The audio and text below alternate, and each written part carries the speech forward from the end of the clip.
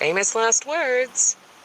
Veronica Vale, wedding planner extraordinaire, folded her arms across her chest and gazed up at the cords of white lights streaming over the dance floor. I don't care how powerful they think they are. Take them out of wolf form and they're nothing but overgrown dogs in need of a muzzle. Ouch. Heather, her assistant wedding coordinator, eyed the bridal party as they waltzed to a beautiful rendition of Are You Lonesome Tonight? Huffing, Heather leaned over and bumped Veronica playfully in the shoulder. Remind me not to get on your bad side. I'm sorry, but there's no excuse to get all worked up, especially at a wedding. Just goes to prove that they're animals, completely incapable of controlling their anger.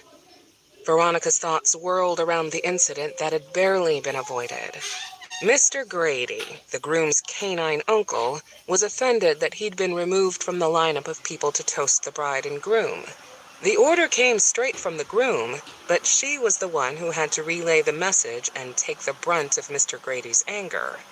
Veronica's heart pounded in her chest as she strained to lower her voice.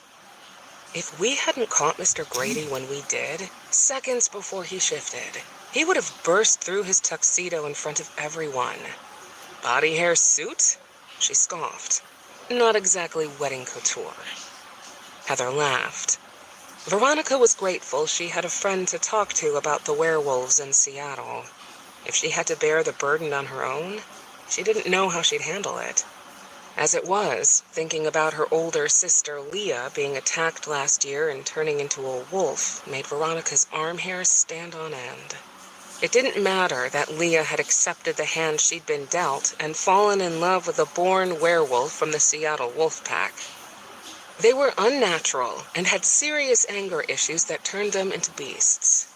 If it weren't for Leah getting info from her werewolf fiancé Jake and tipping Veronica off as to which wedding guests could shift into the mangy things at the Grady wedding, Veronica wouldn't have known to watch out for the groom's uncle in the first place. There were a handful of other wolves attending the Grady wedding, from what her sister had said, and Veronica had assigned Heather to keep a close eye on all of them. They couldn't be trusted. At the start, Heather whirled around and leaned into Veronica's shoulder. Don't look now, but he's staring at you again. Veronica scanned the dance floor, and as a couple spun by, her gaze caught on the guy who stood on the opposite side of the floor. The one who'd been checking her out all evening. His body was slender but powerful, with square, broad shoulders that tapered down to narrow hips. His tuxedo enhanced his frame, hugging his biceps and pulling at the seam of his groin. The way he stood, with his arms folded over his chest and his feet shoulder-width apart, screamed dominance. He had a body that made Veronica's thoughts nosedive from vanilla to downright dirty. Veronica's breath hitched and she glanced away, studying the DJ as if she hadn't noticed him yet. He hasn't taken his eyes off you all night, Heather continued.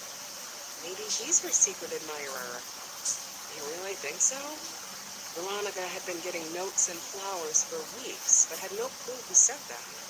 It was thrilling, knowing someone out there cared enough to surprise her that way.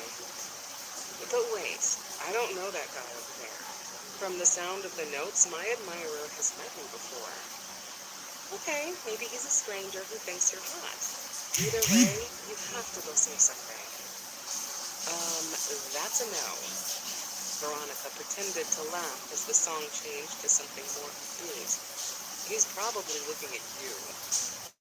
Please, if I wanted to nail a guy like that, I'd have to stand as far away from you as possible so there wouldn't be any distractions. In case you haven't looked in the mirror in a while, you kind of steal the show. Heather gave Veronica a once-over, adding an eyebrow wiggle for dramatic presentation. She got an A for effort, but Veronica wasn't buying it. If she was as hot as Heather always insinuated, it wouldn't have been months since the last time Veronica rolled over and fetched a bone. Feeling nervous, Veronica adjusted her simple black dress and crossed her feet at the ankles. Thank you, but now's not the time for personal business. We can talk about that in 2 nanoseconds when the reception is over. You know, The one major plus to planning weddings is all kinds of hot single guys show up. And I've never seen you take advantage of it. Not once. It's okay to mix business with pleasure, you know. Veronica sighed and fidgeted with the spaghetti strap that had slipped off her shoulder. It's never okay to mix the two. Besides, there is more than one good thing about my job. Free drinks? Heather swiped the champagne flute off the tray of a passing server and nodded in thanks. No. Veronica let her gaze skim the dance floor, from the couples moving in time to each other, to the white lights crossing overhead, to the moonlight-tipped waves of Lake Washington shimmering in the distance. You get to witness really great love. Think about it, Heather. This couple will remember today as the day they were blissfully happy. Today is the day they love each other the most, when everything is perfect and magical. When things get tough, they'll think back to this. It's kind of special to think that we had a hand in it. You are kind of a wedding genius, and I'll scream your praises to everyone I meet, Heather said, sipping on her drink and turning back around. But if you wanted to bark up that guy's tree at the end of the night, I wouldn't tell a soul. Whatever you do, don't take your eyes off Veronica Vale. His friend's instructions rang through Logan's ears loud and clear. Keep her safe, keep your hands off, and find the werewolf who's stalking you. At first, Logan had taken the job assignment from Jake McKenna, his half-mate and Marine brother. He thought he'd lost his ever-loving mind. Watch a human?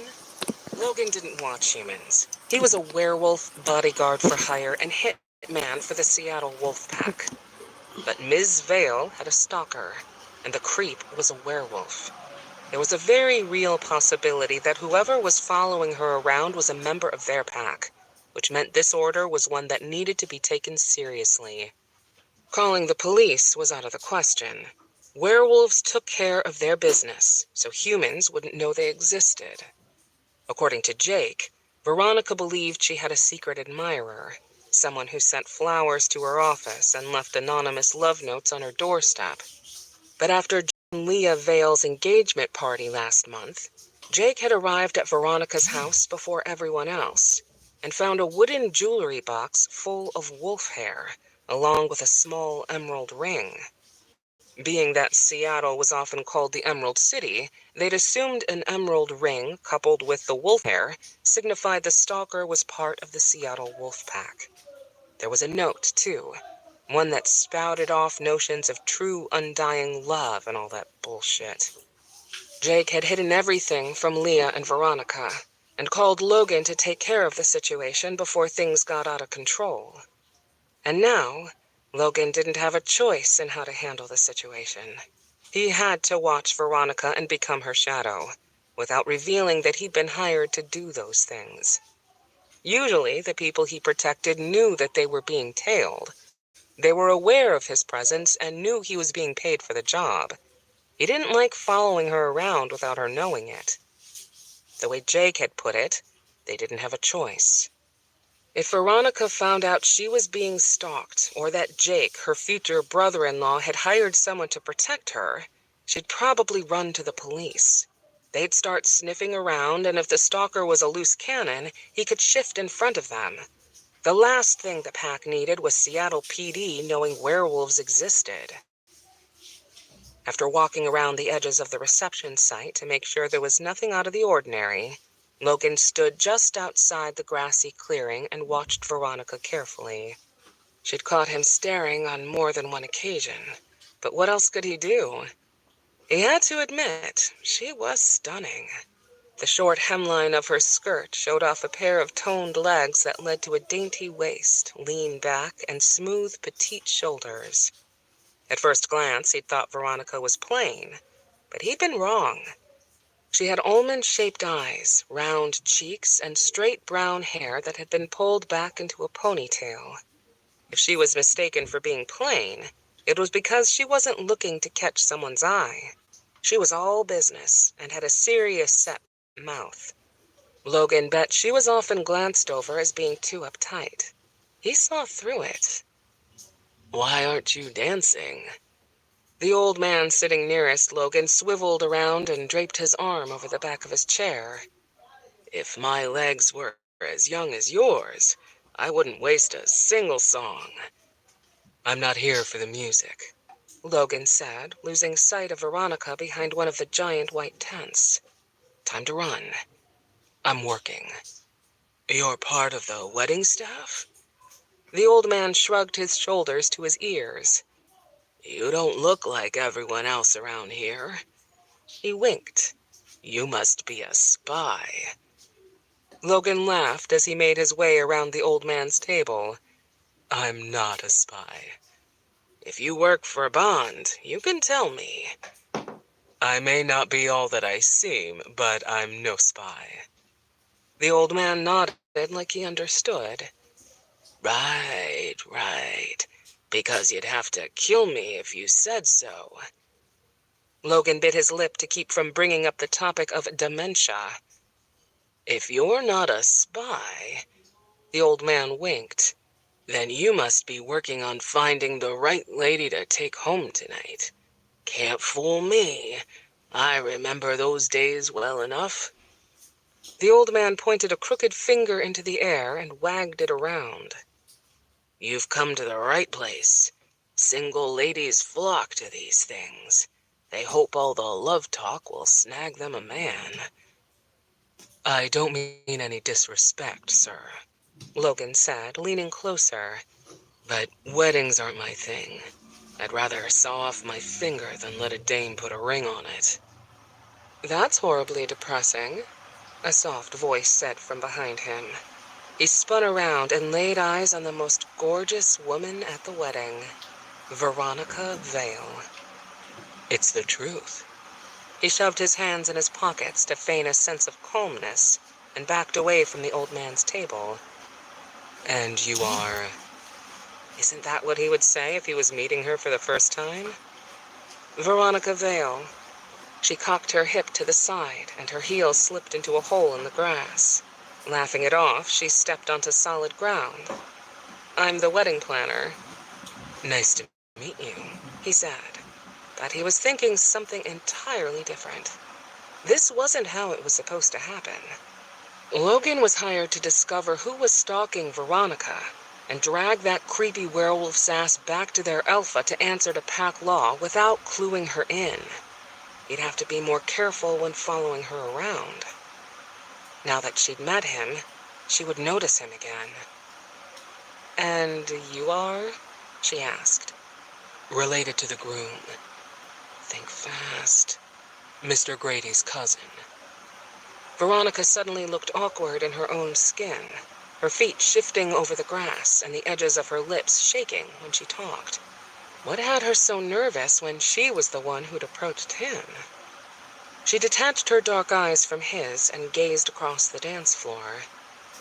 "So tell me, Mr. Grady's cousin, what do you think of the wedding so far?" He followed her line of sight. A blonde in a blue dress was standing against the bar, watching their encounter very carefully. When she noticed Logan's attention shift to her, she quickly spun around, sloshing her drink to the floor in the process. "A friend of yours?" he said, nodding in the woman's direction. Veronica seemed to stiffen. "My wedding assistant, Heather. Listen, I only came over here because she bet me a pair of shoes that I wouldn't do it." "Talking to me for a pair of shoes?" Logan laughed. "How much is the losing bet gonna put her out?" "About $200. Her entire commission for the night." "Seriously? Am I really that intimidating?" "No, it's just that I'm not supposed to be socializing while I'm on duty, and I take my work seriously." And Heather thought, well, I don't know what Heather thought. "That I've had my eye on you all night, so you might as well come say hello." Yeah, I guess that's what it was. His frankness made her cheeks blush a sweet shade of pink. She grasped the end of her hair and twiddled it around. I should get back. She walked away, her heels sinking into the grass, her long-toned legs flexing as she fought for stability over the uneven earth. Better make those Nikes, Logan called after her. Stopping, Veronica looked back. Excuse me? He smiled slowly and trailed his gaze down her body. Wouldn't want you to twist one of those delicate ankles. Her blush deepened, and she turned away. Chapter 2. Come on, you stupid thing. Start! Veronica cranked on the key and fluttered her heel against the gas pedal. The engine of her Lexus sedan didn't make a sound. No electric lights went off on the dash. No sputtering motor. This can't be happening. Come on! She gave the key another hard turn, then smacked her hand across the steering wheel. The wedding had ended 2 hours ago, and she'd just finished micromanaging the breakdown. The last of the half-drunken wedding guests had been taxied home, and the cleaning crews had just filed out. The Seward Park parking lot was empty, with the exception of a beat-up Chevy pickup truck, and the night was black thanks to the new moon. Heather had offered to stay until Veronica left, but she'd assured her she was only going to make a few notes before heading home. It was her routine, what she always did before leaving the job site. Somehow, jotting down her thoughts right away made the event seem clearer in her mind. Solutions to the problems came for the next wedding, and things she did well were emphasized. The thing that peeved her the most was that her car was brand new. She'd bought it 2 weeks ago, and had been so proud to trade in her previous heap for the new pearly white Lexus of her dreams. "Let's go," she said, leaning over the wheel. Pushed through it and pulled out her phone. 2 loud knocks knocked against the kitchen window. Veronica's breath caught as fear paralyzed her. She slammed the door locks into place and clutched at her purse. Need help? His shadowed face peered through the passenger window. She couldn't make out any features, which made the stranger even creepier. Veronica had watched this exact scene play out in horror movies before. The damsel in distress and the guy with the hook for a hand. She was going to die. No, she was going to be hacked to pieces first. Oh, God. Veronica? The stranger's voice was familiar. Gravelly and rough, with a smooth lilt. He bent lower, peering through the window. Car won't start. Veronica squinted, struggling to discern the expression on his face. As her eyes focused, a few features became clear. Warm, gunmetal gray eyes stared beneath a creased brow, and a ruggedly square jaw framed a set of perfectly plush lips. Mr. Grady's cousin. "Thanks, but I'm good," she hollered through her closed window.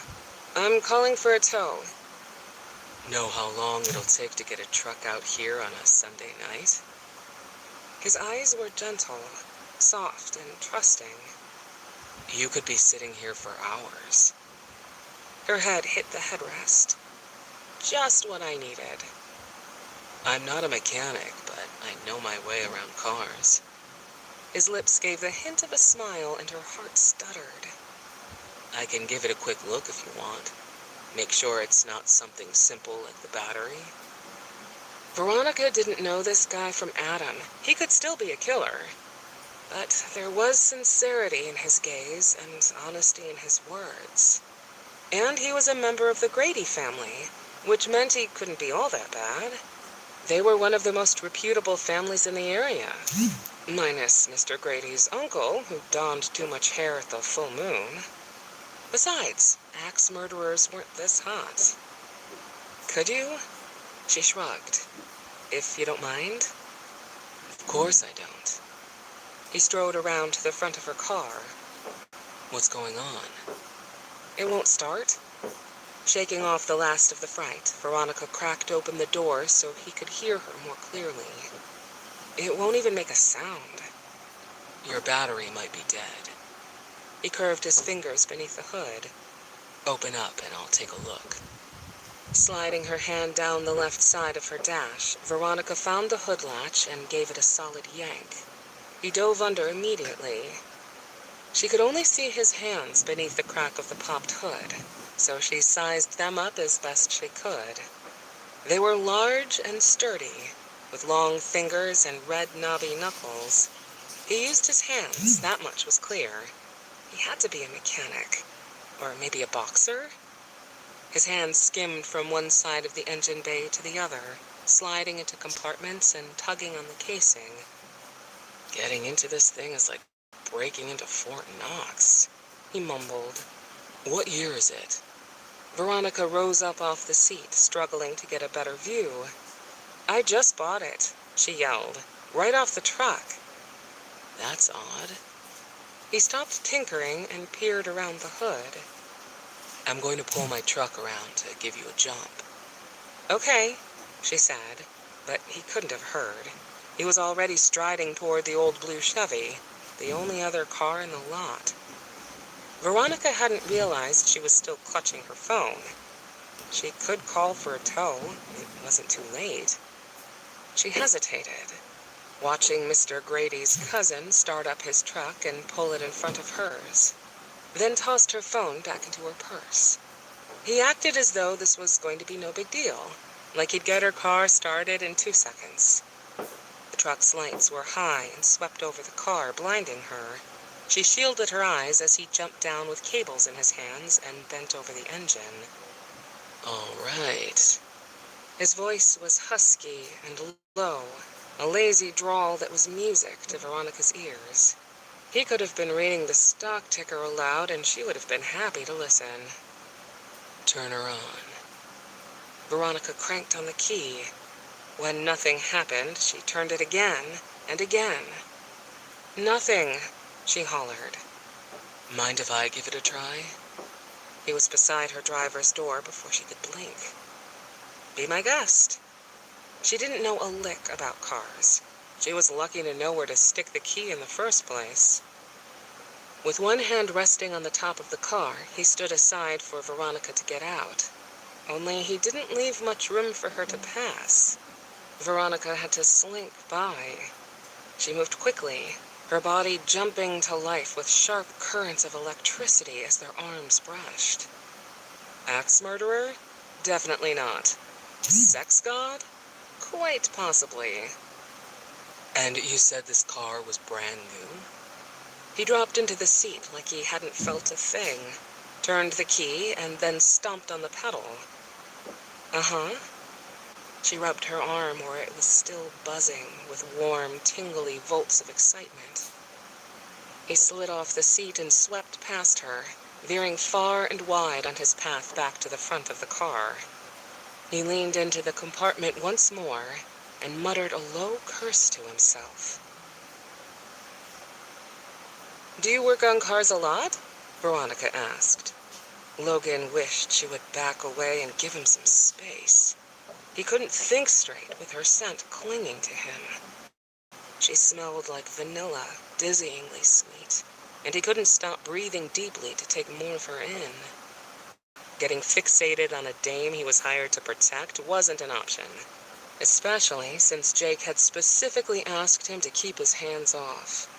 He shouldn't have touched her when she moved by him, but damn it, he couldn't seem to pull himself away. He buried himself beneath the hood, digging around to find something out of the ordinary. He needed to focus.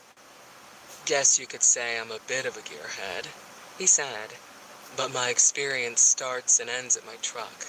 Lexuses definitely aren't my forte. Silence stretched on for a few minutes, and Logan craned his neck around to check if Veronica was still there. She quickly averted her attention to the engine and shifted her feet against the pavement. If he wasn't mistaken, Veronica had just checked out his backside. Logan flipped open the fuse box. Well, here's your problem. Veronica stood next to him, leaning over to peer into the engine. She brushed against him once more, sending chills rocketing up his arms, the same way she had before. What is it? Someone pulled a fuse out of your fuse box and set it aside. He held up the fuse for her to see. Your car won't start without it. What do you mean? Veronica's fawn brown eyes glossed with worry. Someone pulled it out. Logan folded his arms and leaned back against the car.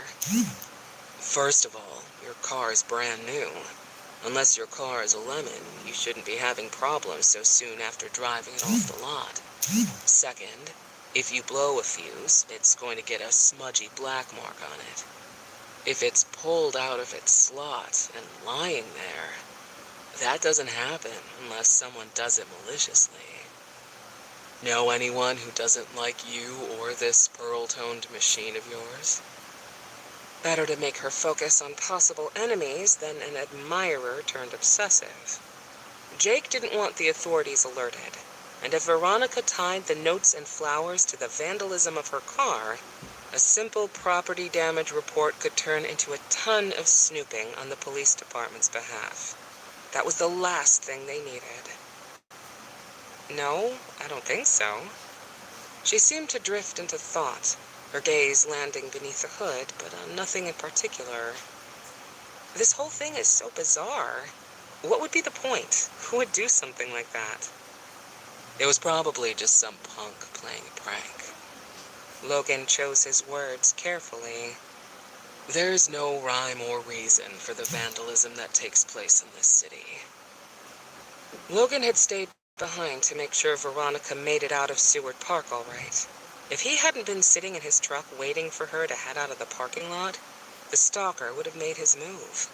Logan was certain of it. Now, though, he wasn't picking up anything outside the lot. No unnatural noises or voices, and no scents other than Veronica's. The stalker was hell and gone from Seward Park. His chance to get Veronica alone busted. Her lips twisted as she seemed to chew over Logan's words. I don't know what's going on, she said, smoothing down the flyaways that had come loose from her ponytail. I'm just glad you were here to help me out. Why were you leaving the wedding so late? I like the quiet of the park. I walked down to the lake's edge and sat on a bench. Before I knew it, everyone had gone. Good lie. Good job. I'm glad I was here to help you out, too. Well, thank you for this. It's no problem. Logan replaced the fuse, clamped down the box lid, then closed the hood with a dull thwump. Bending down, he grazed his hands above the grill. Sharp, grating bristles of metal brushed against his fingers. The latch on your hood was jimmied open, probably with a wrench. It still closes, but there are some gnarly marks here that need... Marks? What marks? Veronica knelt down and skimmed her hand along the sloping ridge of the hood. No, my car! She moaned the words as though someone had told her that her kitten ran away. Did she moan the same way when she was arching back in the throes of ecstasy? He shook off the mental images flooding his brain and focused instead on the scratches in the paint. I think they can be buffed out. Logan knelt beside her and shadowed his hand where hers had been. I wouldn't worry about the car too much. It's still gorgeous. Like its driver. I don't even know your name. She seemed to push out the words, but they were no more than a whisper. Don't give her your name. Don't get involved. Veronica's hazelnut-colored eyes met his. There was a flash of knowing in them, a desirous flicker that reached out and grabbed him by the balls. With one look, Logan knew Veronica was as interested in him as he was in her. Heat flooded his chest and crawled up his neck. Why was he still kneeling next to her? He should be jumping back into his truck and gaining some much-needed space. Logan, he said. Logan Black. Oh, hell. He'd gone and given away everything. Why couldn't he stop himself? So, it's okay, Logan?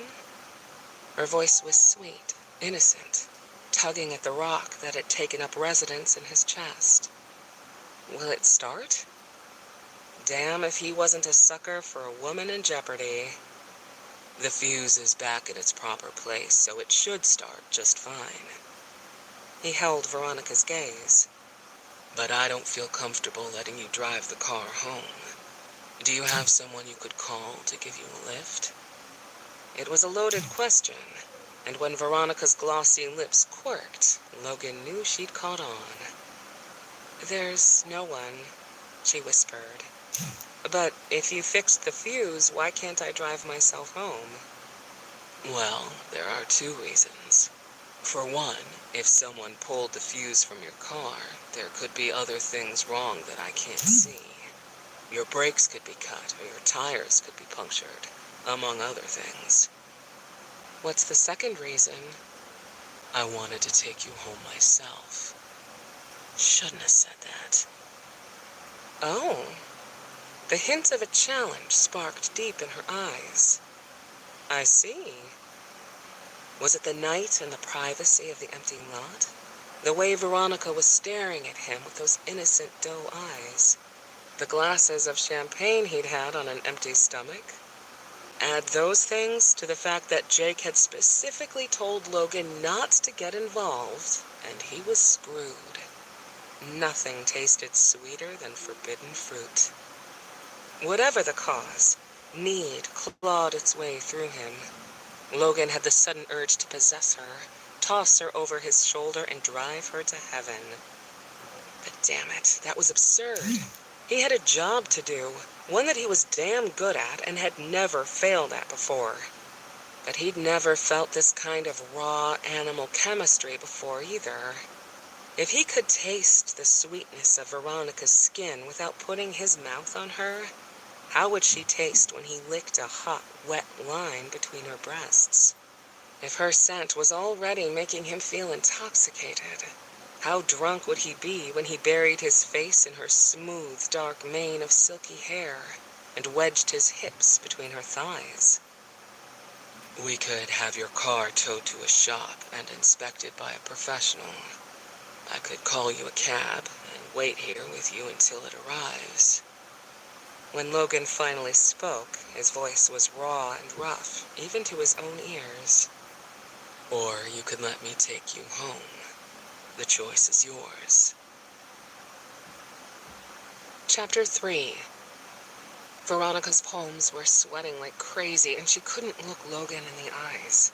The cab of his truck was dark, thank goodness, so he couldn't see the way she was anxiously gnawing at her bottom lip. As he reached for the radio dial on the cracked dash, Veronica sucked in a clipped breath. You okay? He asked, pulling back his hand and replacing it on the steering wheel. Of course, she answered too quickly. Why wouldn't I be? You seem nervous. Of course she was nervous.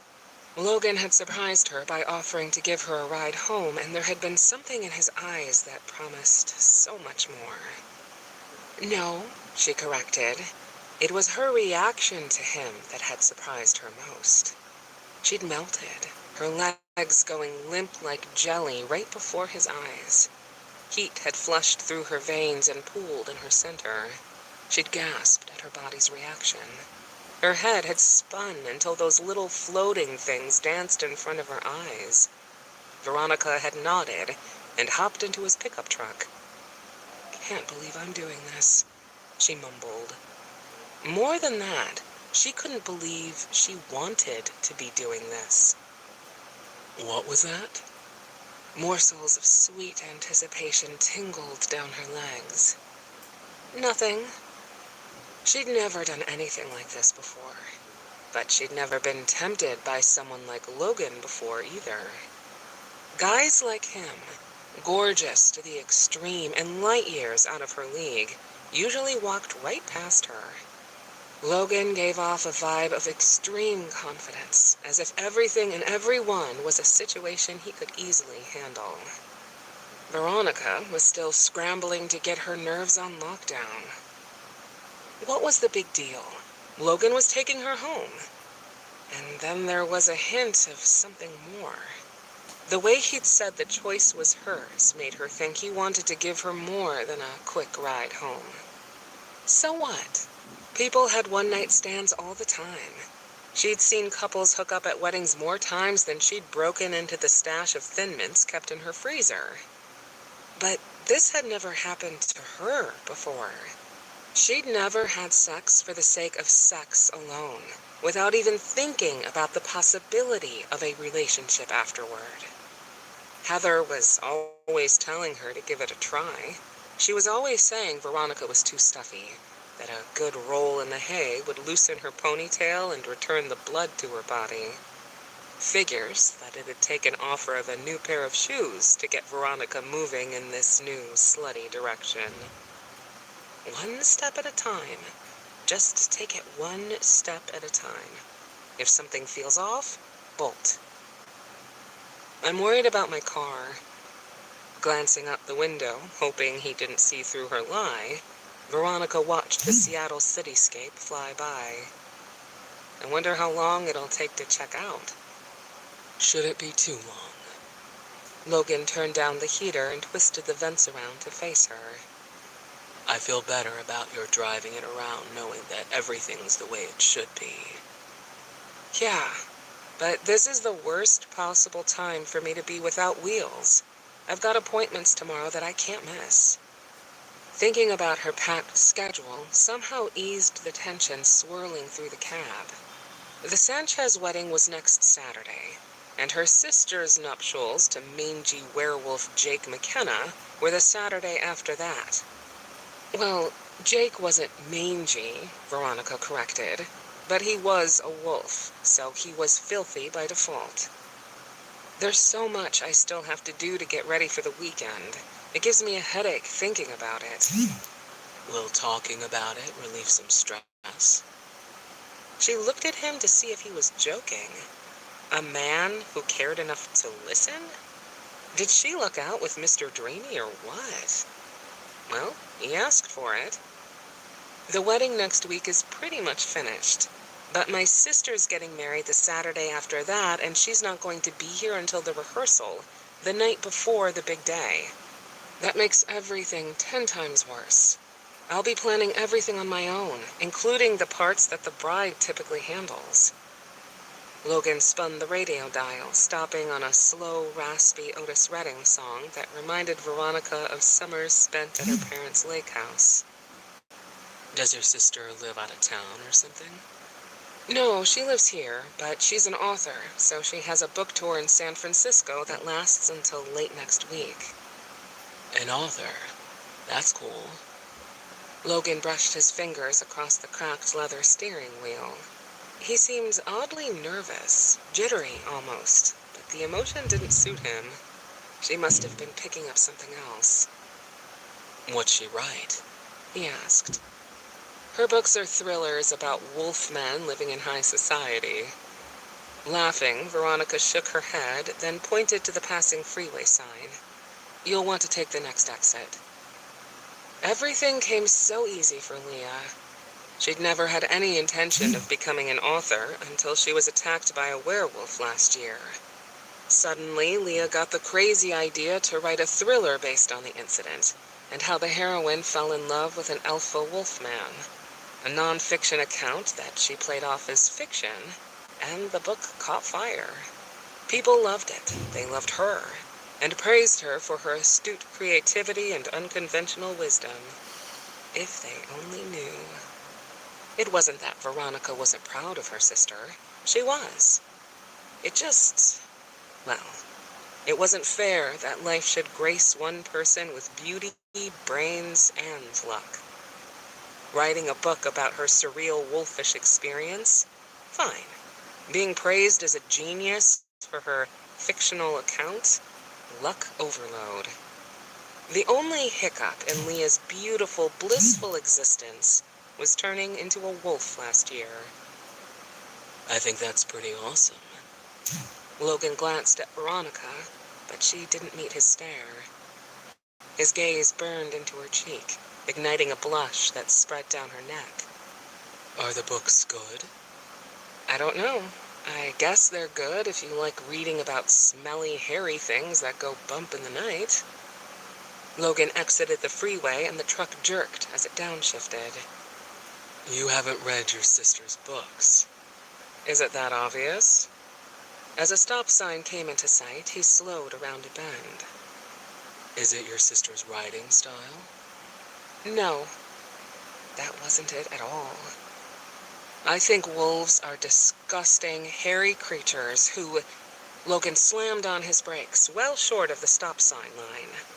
Veronica lurched forward, then back, slamming her head against the bench seat. What was that for? She was more shocked than hurt, her mouth gaping open when she realized he'd just brake-checked her. I don't see anyone crossing, funny guy. I think you're clear for another 10 feet. Sorry. Logan shrugged, and a tiny dimple indented into his left cheek. Jerky brakes. I need to take a look at those. There, Veronica said, pointing to a white 2-story home in Ballard, a subdivision in northern Seattle. My house is the one with the red front door. I see it. Logan flipped around and parked in front so that she would step out onto the sidewalk, then killed the engine. It's nice. But Logan already knew which house Veronica lived in, even before she pointed it out. He knew before she directed him off the freeway and before the day started. Hell, Logan knew a lot more than that. She didn't own the white house with the red door. The house was her sister's, and she'd been renting it from her for the last 2 years. The blue house across the street, with the overgrown grass and weeds in the beds. Logan was renting that one. Lucky for him, the place had gone up for rent shortly after Jake called for help with Veronica's stalker. If he had to keep an eye on his neighbor without her knowing it, there was no better vantage point than from the safety of the living room across the street. He could easily see who came and went, and who drove too slowly down the street. Plus, there was a detached garage in back with alley access that allowed him to come and go without being seen. What part of Seattle do you live in? Veronica's hands fidgeted in her lap. I live pretty close, actually. Logan stretched his arm over the back of the bench seat and glanced over his shoulder at his temporary digs. Really? That's convenient? Won't be a long ride home then. Veronica spun slightly, angling her body toward him. Her sweet scent hit him hard, like a sucker punch to the groin. He hardened behind his fly and shifted in his seat to hide the proof. How could she affect him so easily? With a single glance from behind her thick, fluttering lashes, his insides tightened into a fist. One whiff of her scent, and the wolf inside him roared, clawing to be set free. She bit her bottom lip. Did you enjoy yourself at the wedding? What's there to enjoy?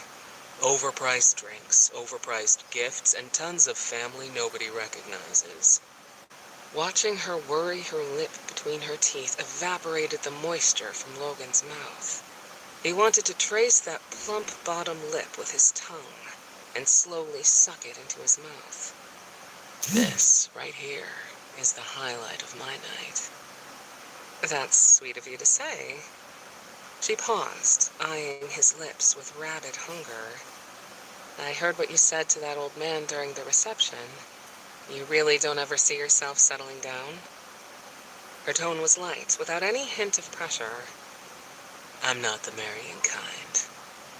Simple, to the point. No need to go into all the gory details of his parents' marriage and the gleaming example he'd had of what not to do. It's better that I'm on my own. Better how? As a slow and soulful Van Morrison song buzzed from the speakers, a smattering of rain began to dimple the windshield. He exhaled heavily and struggled to release himself from the guilt of getting close to Veronica when he knew he shouldn't. I meant that it's better for the woman. Uncomfortable and hating the feeling, Logan glanced over at his talkative passenger. The end of her ponytail was draped over one smooth shoulder, and the skinny strap of her black dress had slipped off the other. She was simply seductive, classically beautiful, with dark hair and dark eyes that had more tones and shades to them than he could study in a lifetime. She was different from the other women he dated, who caked makeup over their faces in a poor attempt to hide their flaws. She was naturally dazzling and didn't even know it. I don't do long-term relationships, and I don't play the boyfriend card well, so it's better if I keep things light. You mean distant, she corrected. Yeah, I mean distant. Logan kept everyone at arm's length, always had. He'd had girlfriends over the years, but he couldn't commit as they'd wanted him to. Logan's mother had been married 5 times before he reached 3rd grade. When she finally found her luminary, her one and only fated lover, they'd fought like cats and dogs. Logan learned the lesson early. If he found his soul's match, things still wouldn't be easy. They'd still fight, still ride each other's last nerve. Like I said, it's better this way. Ever so slowly, Veronica inched her way across the bench seat so she was sitting next to him, her thigh brushing his.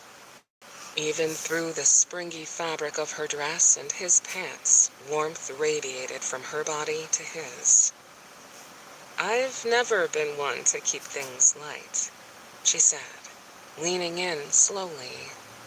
But I'm willing to give it a shot, if you'll show me. Veronica was exactly the kind of woman he needed to stay away from. He tried to creep away, but his back met the hard ridge of the door. He kept his arm in place, but now it was draped right behind her shoulder. How easy it would be to curl it around her petite frame and drag her against him. She'd be warm and soft, a reprieve from the harsh coldness he'd forced into his life. Tell me, Logan, she said, her mouth dangerously close to his. Why were you so assertive back at the park when you offered to take me home? But now it feels like you're pulling away. Have you changed your mind? About you? The desire to stamp his mouth on hers had only hardened with her showing of confidence. No. Then what? Thinking about nothing but the lust spiking in his gut, Logan clutched her shoulder and hauled her against him. If we do this, it's one time, one night that we never talk about to anyone. And I mean anyone. We never mention it again. No pressure, no expectations, no sleeping over or phone call in the morning. This is about sex, pure and simple. Can you handle that? Veronica's breath hitched as a rich wave of sexual heat assaulted his senses. She was ready for him, her body going pliant in his arms. You sure do have a lot of rules. She licked her lips, letting her tongue linger in the corner of her mouth. Logan hardened to the point of pain as he envisioned her wet, pink tongue swirling around the tip of his cock. He swallowed hard and said, "Rules are meant to protect the players." She paused, no doubt weighing his words against her expectations for the rest of the night. In that split second of quiet, when the pitter-pattering of the rain and the raspy notes in Van Morrison's voice deafened the muffled thud of Logan's heart, he second-guessed his offer. What the hell was he doing? He needed to get his head on straight. Okay. She leaned into him before he could take it all back and flicked her tongue across his lips. Let's play. On a groan, Logan plunged into her mouth. She whimpered at the force of the contact, but opened up wide, letting his tongue sink in. His senses exploded, consumed by the honeyed taste of her mouth, the creaminess of her lips, and the soft little mewing sounds escaping her as he slanted his mouth over hers. He sucked on her tongue, earning a squeal of delight that made his cock twitch with raging need. He drove his fingers into her hair and tugged on the silky brown strands until she arched back into his hands, her mouth opening in desperate invitation. Then, when the air ripped from Logan's lungs, leaving him gasping for more, he planted a firm hand on her hip. "Stop," he fought out, pulling back. If he was ever going to stop, now was the time. Before things got out of control and he lost his restraint completely. He'd never crossed that line and gotten involved with someone he was protecting. Yet with Veronica, it was different. It felt as if he was on the border of having it all together and losing everything at once. "We have to stop. Have to slow down." "Can't." Her voice was weak, fatigued. Her eyes were closed and her lips kiss-swollen. "Don't." Roping her arms around him, Veronica buried her face in his neck. Her hair, though it was tied back, smelled so good, like vanilla and coconut, the perfect combination of sweet and fresh. He closed his eyes and breathed her in as his senses kicked into overdrive, spinning with the scents from her hair, her skin, and her arousal. "I've never done anything like this before," she whispered against his ear. "And I have to admit that I kinda like the thrill of it. You can't pull the rug from beneath me now." As Logan's stomach flipped, he swept Veronica into his arms, pushed out the door, and stormed into the rain. Chapter 4. Wait. Veronica slung her purse in front of her and fumbled for her keys. Logan set her down and stole behind her, his arms coiled around her waist, his face buried in her neck. He dusted kisses over her shoulder, letting his lips glide over the silkiness of her skin. She moaned, rested her head on him, and dropped her keys. Damn it. Palming her stomach, Logan held Veronica firmly against him. It was so hard, so achingly hard. "Hurry," was all he could muster. "I can't." Her breath hitched. "When you're doing that." "What? This?" He gripped her waist and suckled her earlobe between his lips. "Is this distracting you?" "Uh-huh." She swayed against him and rose up on her tiptoe so that her backside was brushing against his erection. "Have to get inside. Neighbors watching. Don't want." "Shh." Logan nipped at her lobe and gave a low groan into her ear. "Why don't you bend over and grab those keys?" She shuddered, her skin dimpling with goose flesh. "But I don't want to move." "If you don't find the strength, your neighbors are going to get one hell of a show." While holding her against him with one hand wrapped around her waist, Logan used the other to skim down her body, down the flat span of her stomach, down her thigh. He lifted her dress and touched skin. "Okay, wait." She jolted into action, bent over, all too quickly, and jammed the keys into the lock. She spun around, playing the temptress by biting her lip in the coyest way and leaning back against the door. "Come on in." She invited him closer, beckoned him in with a seductive glare that burned right through his clothes. Veronica opened the door wide and stepped backward over the threshold. Her heel caught. With her weight behind the door, it whooshed open, slamming against the wall. She lost her balance, tumbled, and gave a half-laughing scream. Logan lurched forward to catch her, but momentum was pitching her toward the living room floor. He did the only thing he could do. He wrapped his arms around her waist, tucked her against him, and rolled. His back met the floor as she landed on top of him, hip to hip. She giggled into a laugh and propped herself up on her elbow. "Let me guess," he said, laying his head on the hard wood. "Is your middle name Grace?" His job was to watch for creepy, pervy stalkers. But if Jake really wanted Veronica protected, he should have sent someone to watch for cracks in the sidewalk. She smacked him in the chest. "Is your back okay? You hit the ground really hard." "Believe me." Now it was Logan who laughed. "My back is fine." I totally ruined the mood. I wouldn't say that. Judging from the massive tent pitching his pants, the mood hadn't changed at all. He took the tip of Veronica's ponytail, which dangled in his face, and slipped it over her shoulder. "You saved me from having to sweep you off your feet. Look at that. You're already there." "Oh, geez. Lay it on thick." Her kissable lips pursed.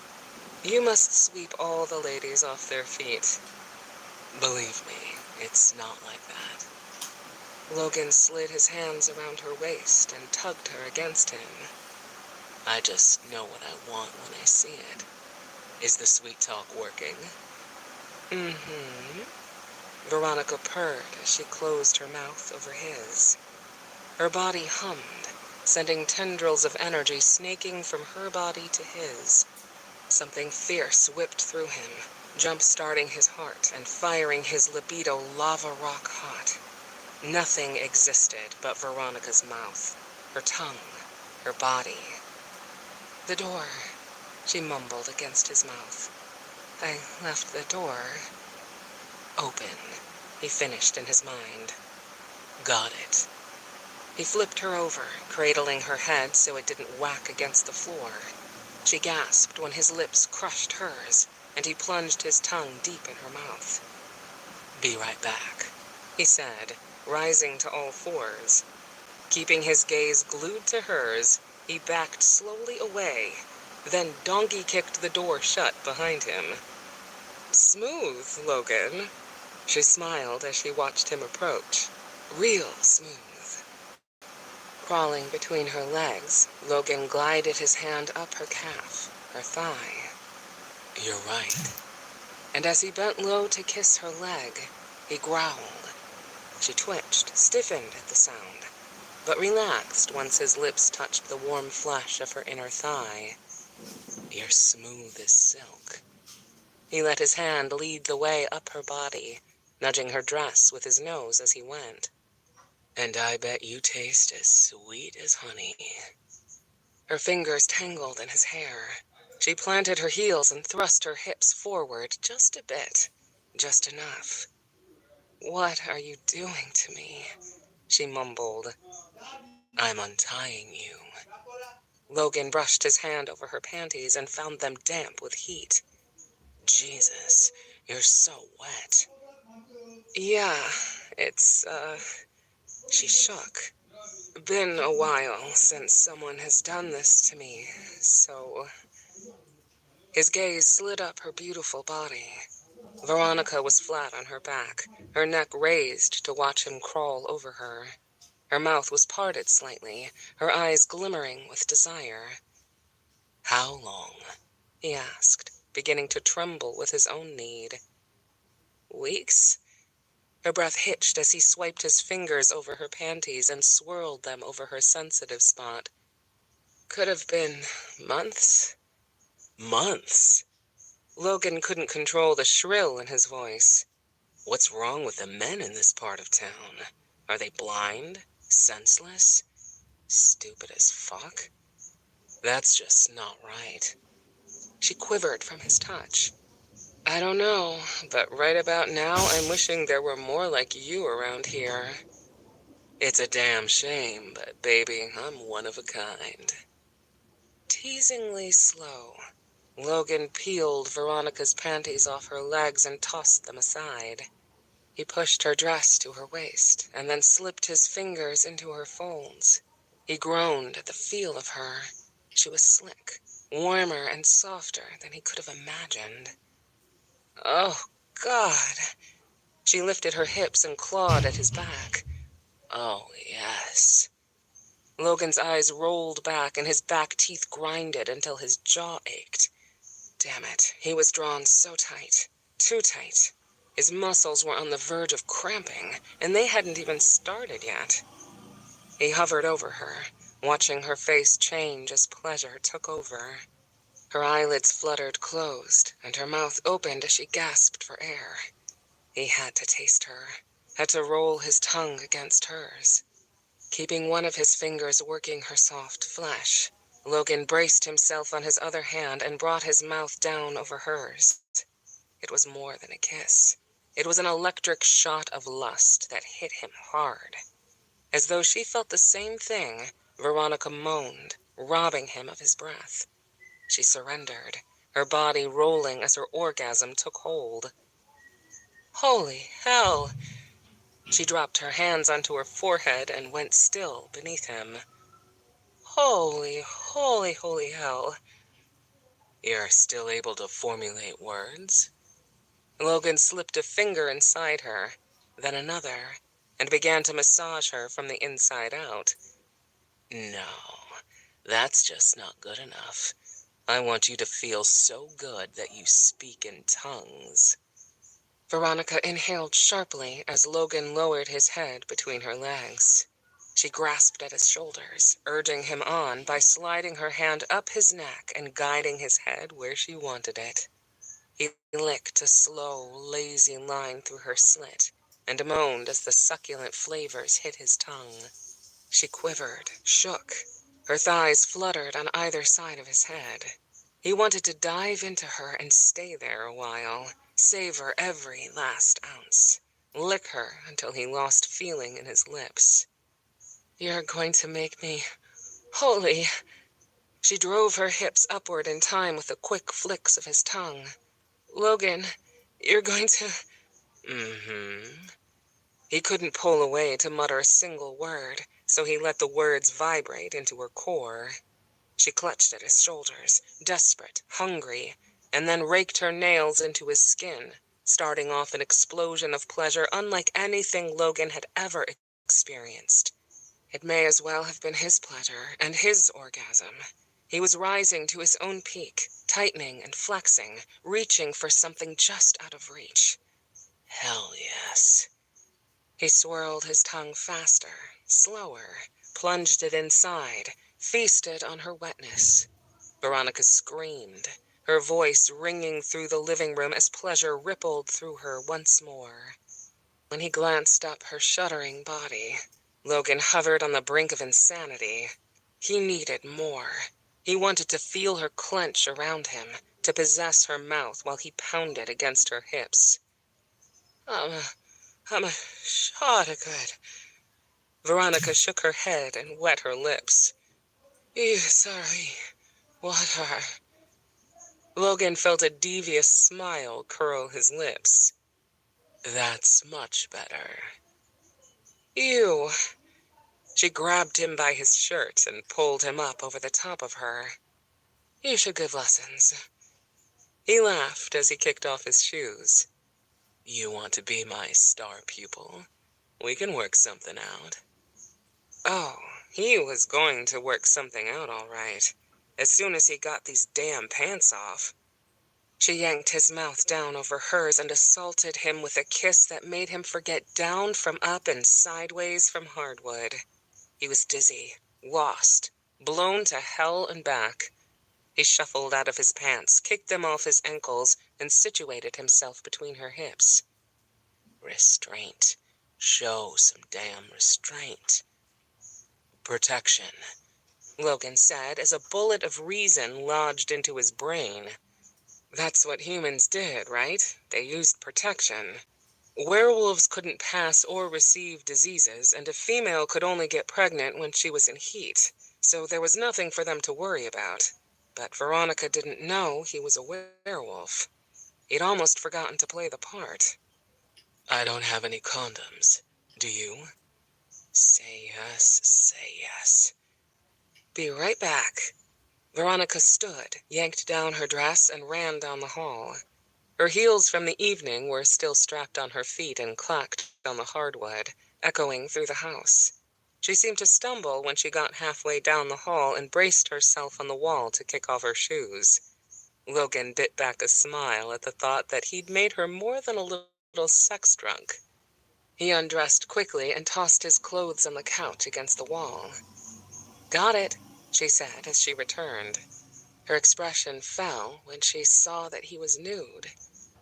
"Oh my, you're—" Her gaze devoured his chest, his abs, and fell to his cock. Her breath whooshed out on a shaky sigh. "Massive." "Thanks," he said. The desire to hide himself never entered his mind. He stood in the center of the room, hands hanging at his sides, waiting for her to approach. "Is that what I'm supposed to say?" Shaking her head as if in disbelief, Veronica crossed the distance between them and put the foil wrapper in his hand. "Tell me again why some woman hasn't scooped you up." "I'm not the marrying kind." "It's a pity." As he put on the condom, Veronica's hand skimmed the flexing contours of his body. Her fingers lightly trailed over each of the muscles in his abs, then glided to his pecs. His skin flared beneath her hands. Her touch was charged with something hot and intense, stirring a primal hunger inside him that tightened the skin over his bones. "You're overdressed for this occasion, Miss Vale." Logan grabbed the bottom of her dress and lifted, peeling it from her body. He tossed it and stared at the beauty standing before him. A black lace bra cupped 2 full breasts. A flat stomach with a cute little pooch below her belly button drew his attention next. She was bare below the waist, smooth and downright edible, but he already knew that. Unable to stop himself, he ran his hands over her stomach and up to her breasts.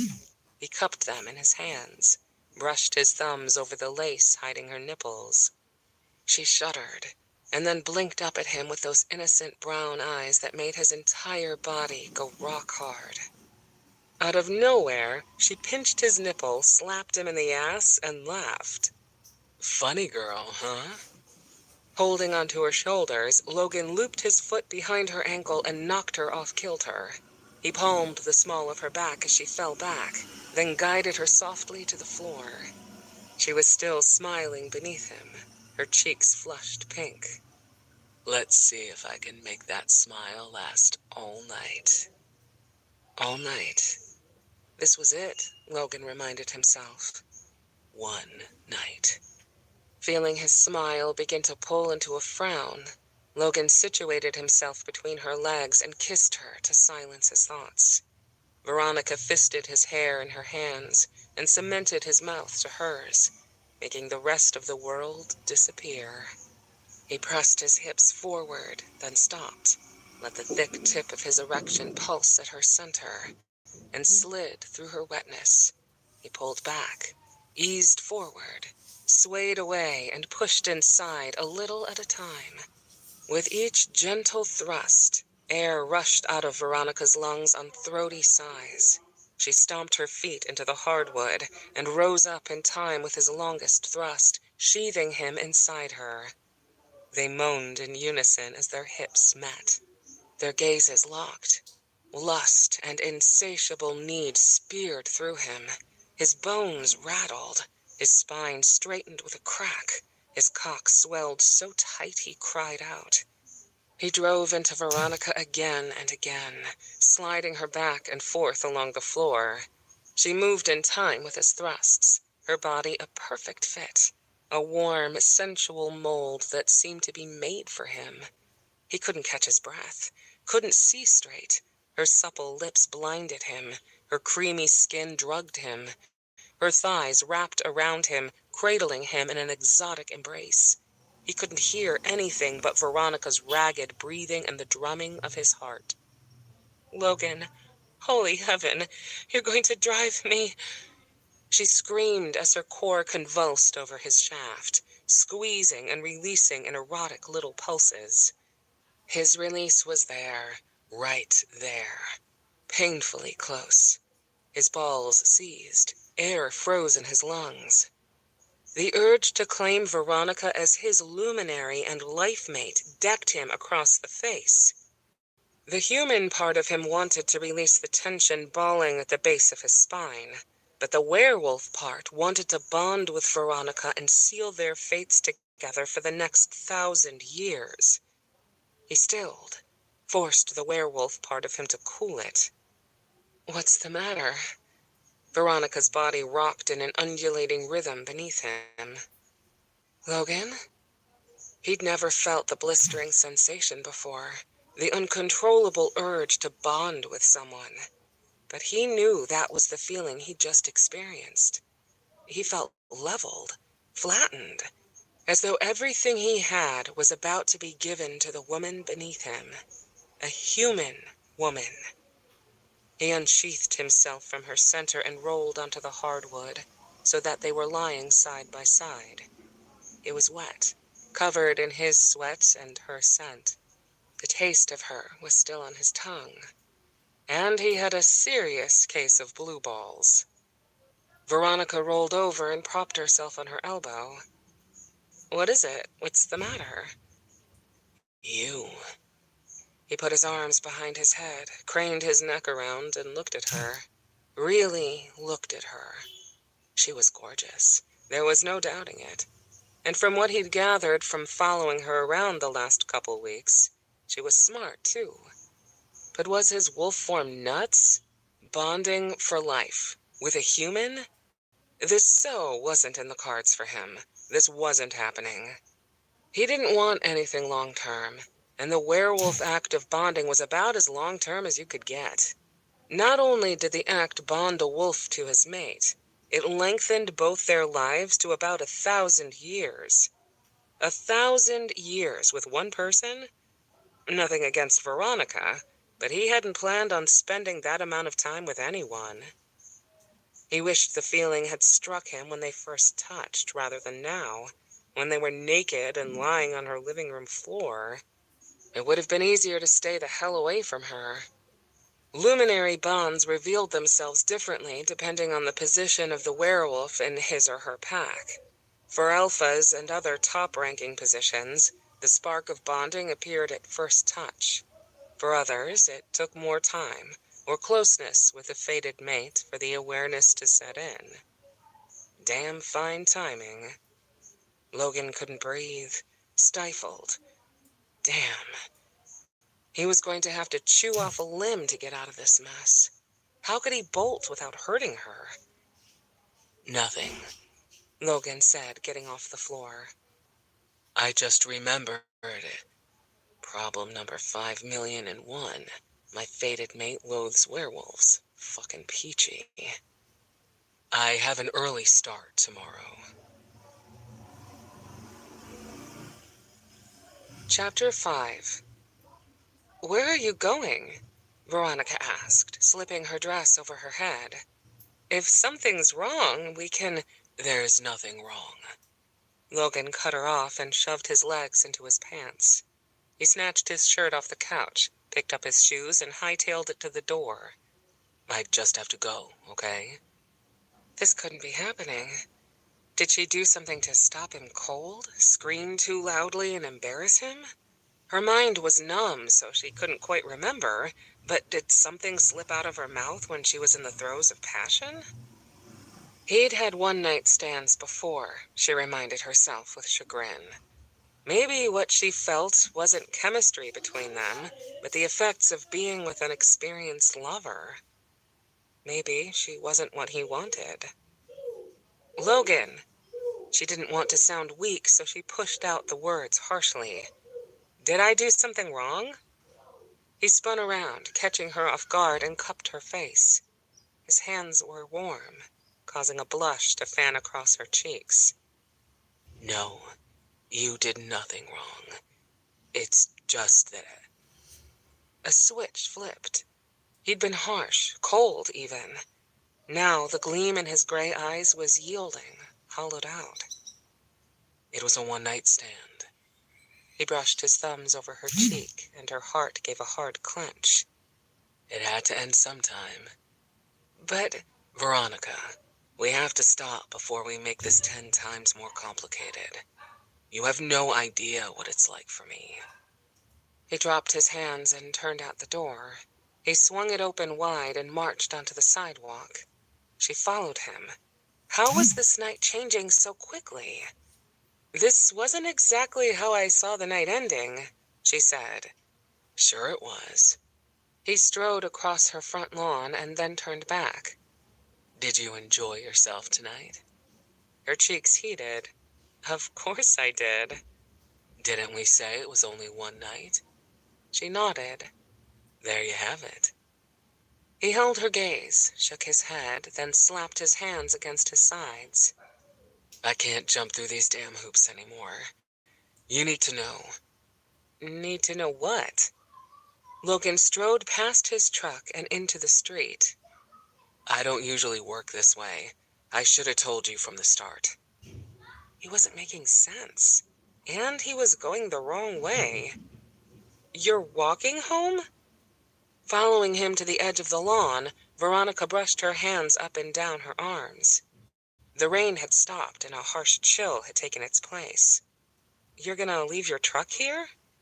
Logan strode onto the sidewalk across the street and hitched his thumb over his shoulder. "I'm not walking home. I'm already here." He fished a ring of keys out of his pocket and gave them a good shake. "I'm renting here for a few weeks. At least until Jake and Leah's wedding." "Wait." She stepped into the gutter, her head filling with questions.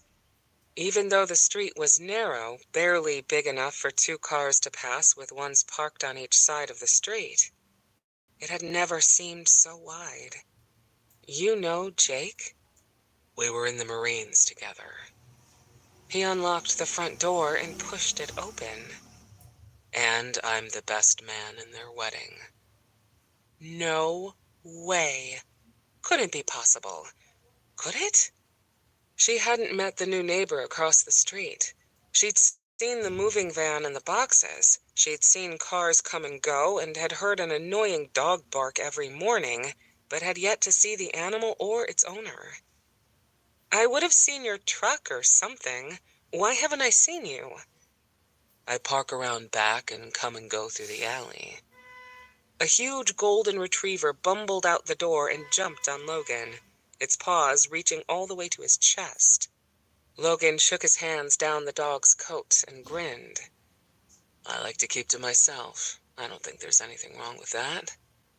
"Why didn't you say something when we pulled up to my house?" "No, there's more to it than that. You know Jake. You know he's marrying my sister. So you had to know who I was when you saw me at the wedding." "Yeah, I did." Veronica threw up her hands. "You could have said something." "Yeah, I could have." He patted the dog's head and scratched under its neck. "But you were so busy cashing in on your offer for your free shoes that I couldn't fit a word in." She sucked in a clipped breath and fought the urge to charge him and then smack him on his gorgeous face. Instead, she marched into the middle of the street. "So you just plan to live there until after the wedding?" "That's the plan." "What then? For how long?" He shrugged. "Who knows?" Oh, God. Logan was going to live across the street. Within reach. Within get tipsy and storm across the street to bang on his door in the middle of the lonely night distance. He probably slept in the nude, sprawled across his bed. Well, damn it. She wasn't going to be able to sleep now, not with mental images of Logan buck naked and tangled in sheets flashing through her head. Feeling the blood drain from her face, Veronica backed away, closer to her side of the street, to sanctuary. "And we're finished. That's it? You jerk." She tried not to sound disappointed, but damn it, her tone gave her feelings away. He stopped giving attention to the scruffy animal at his feet and looked up. His body was hard and stoic as he stood and crossed his arms over his chest, a stark contrast to the way he'd been a few minutes ago. "Knowing Jake, I shouldn't have let it go as far as I did. You're right, I'm a jerk." He paused, waiting for her to say something. But what more was there to say? It's not like Veronica could beg him to come back inside. Although she totally would if she could somehow manage to keep some shred of dignity. Fine. She walked across her lawn, hoping against hope that Logan would slip behind her, scoop her into his arms, and apologize for leaving so quickly.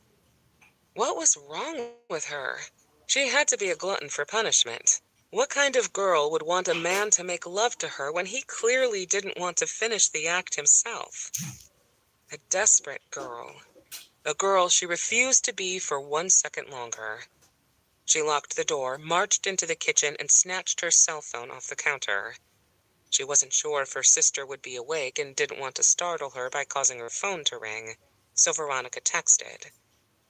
"What do you know about Logan Black?" Logan was the best man in their wedding. If he was a werewolf and Leah didn't tell her, she was going to kick her ass.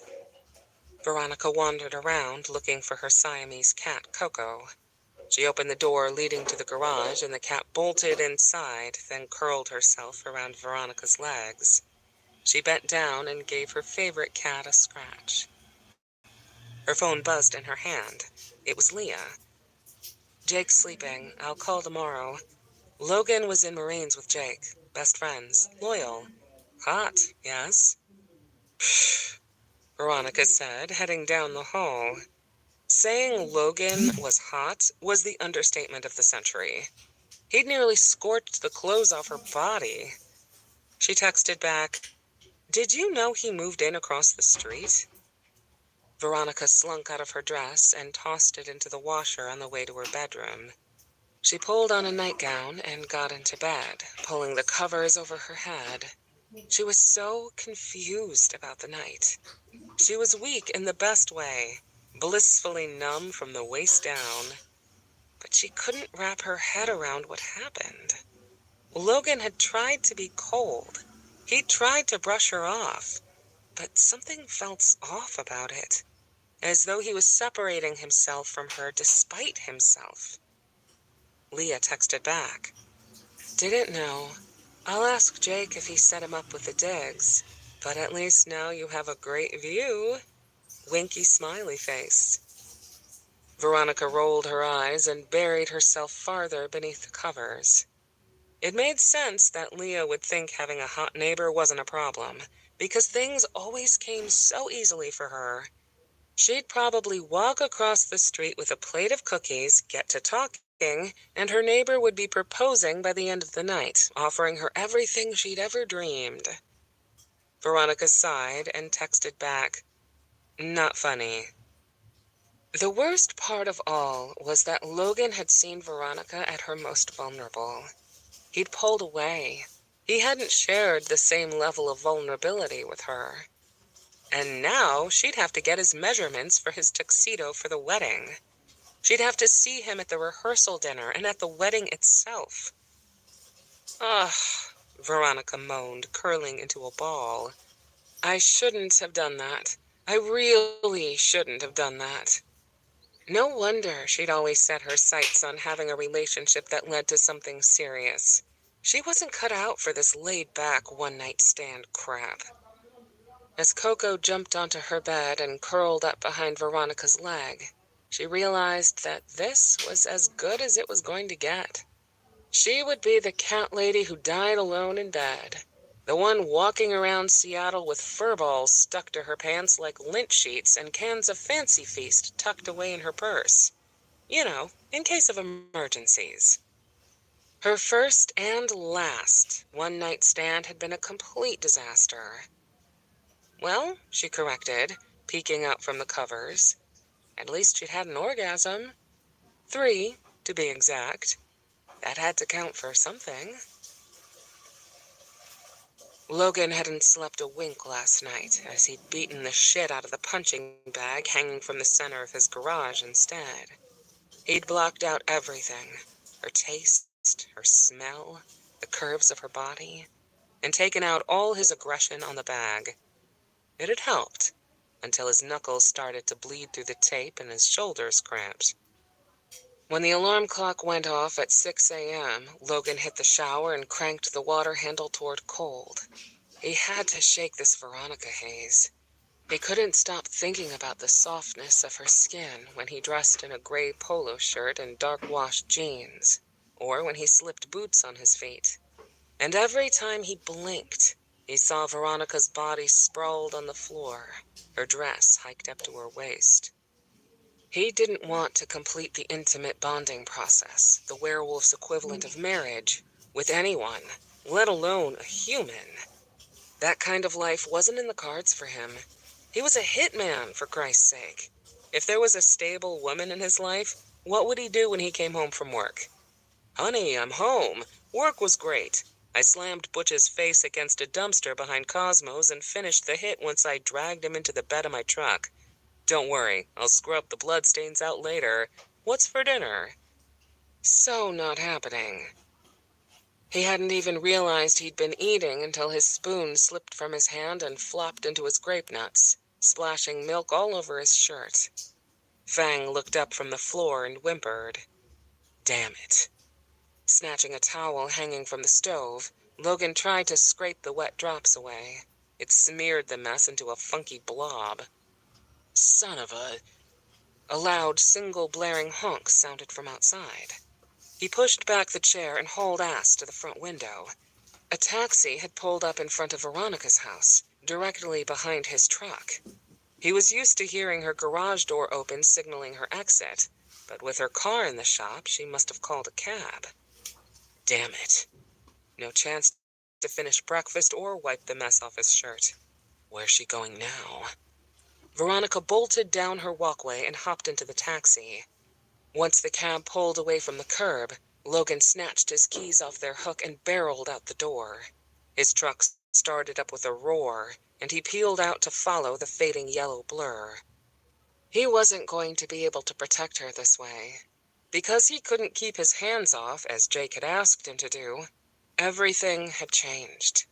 He was going to have to say something about what he'd been hired to do and why. If Jake didn't say something by the end of the day, Logan was letting the cat out of the bag. And he hated cats. Chapter 6. The taxi turned off of Ballard Way and pulled into Floral and Fauna's parking lot. The place was tiny and locally owned, and supplied almost all of the flowers for Veronica Vale weddings. Veronica found the place through a wonderful recommendation given by a cousin a few years back, and had used Floral and Fauna since. She was probably keeping them in business. But there was one matter of business to take care of before she entered the shop.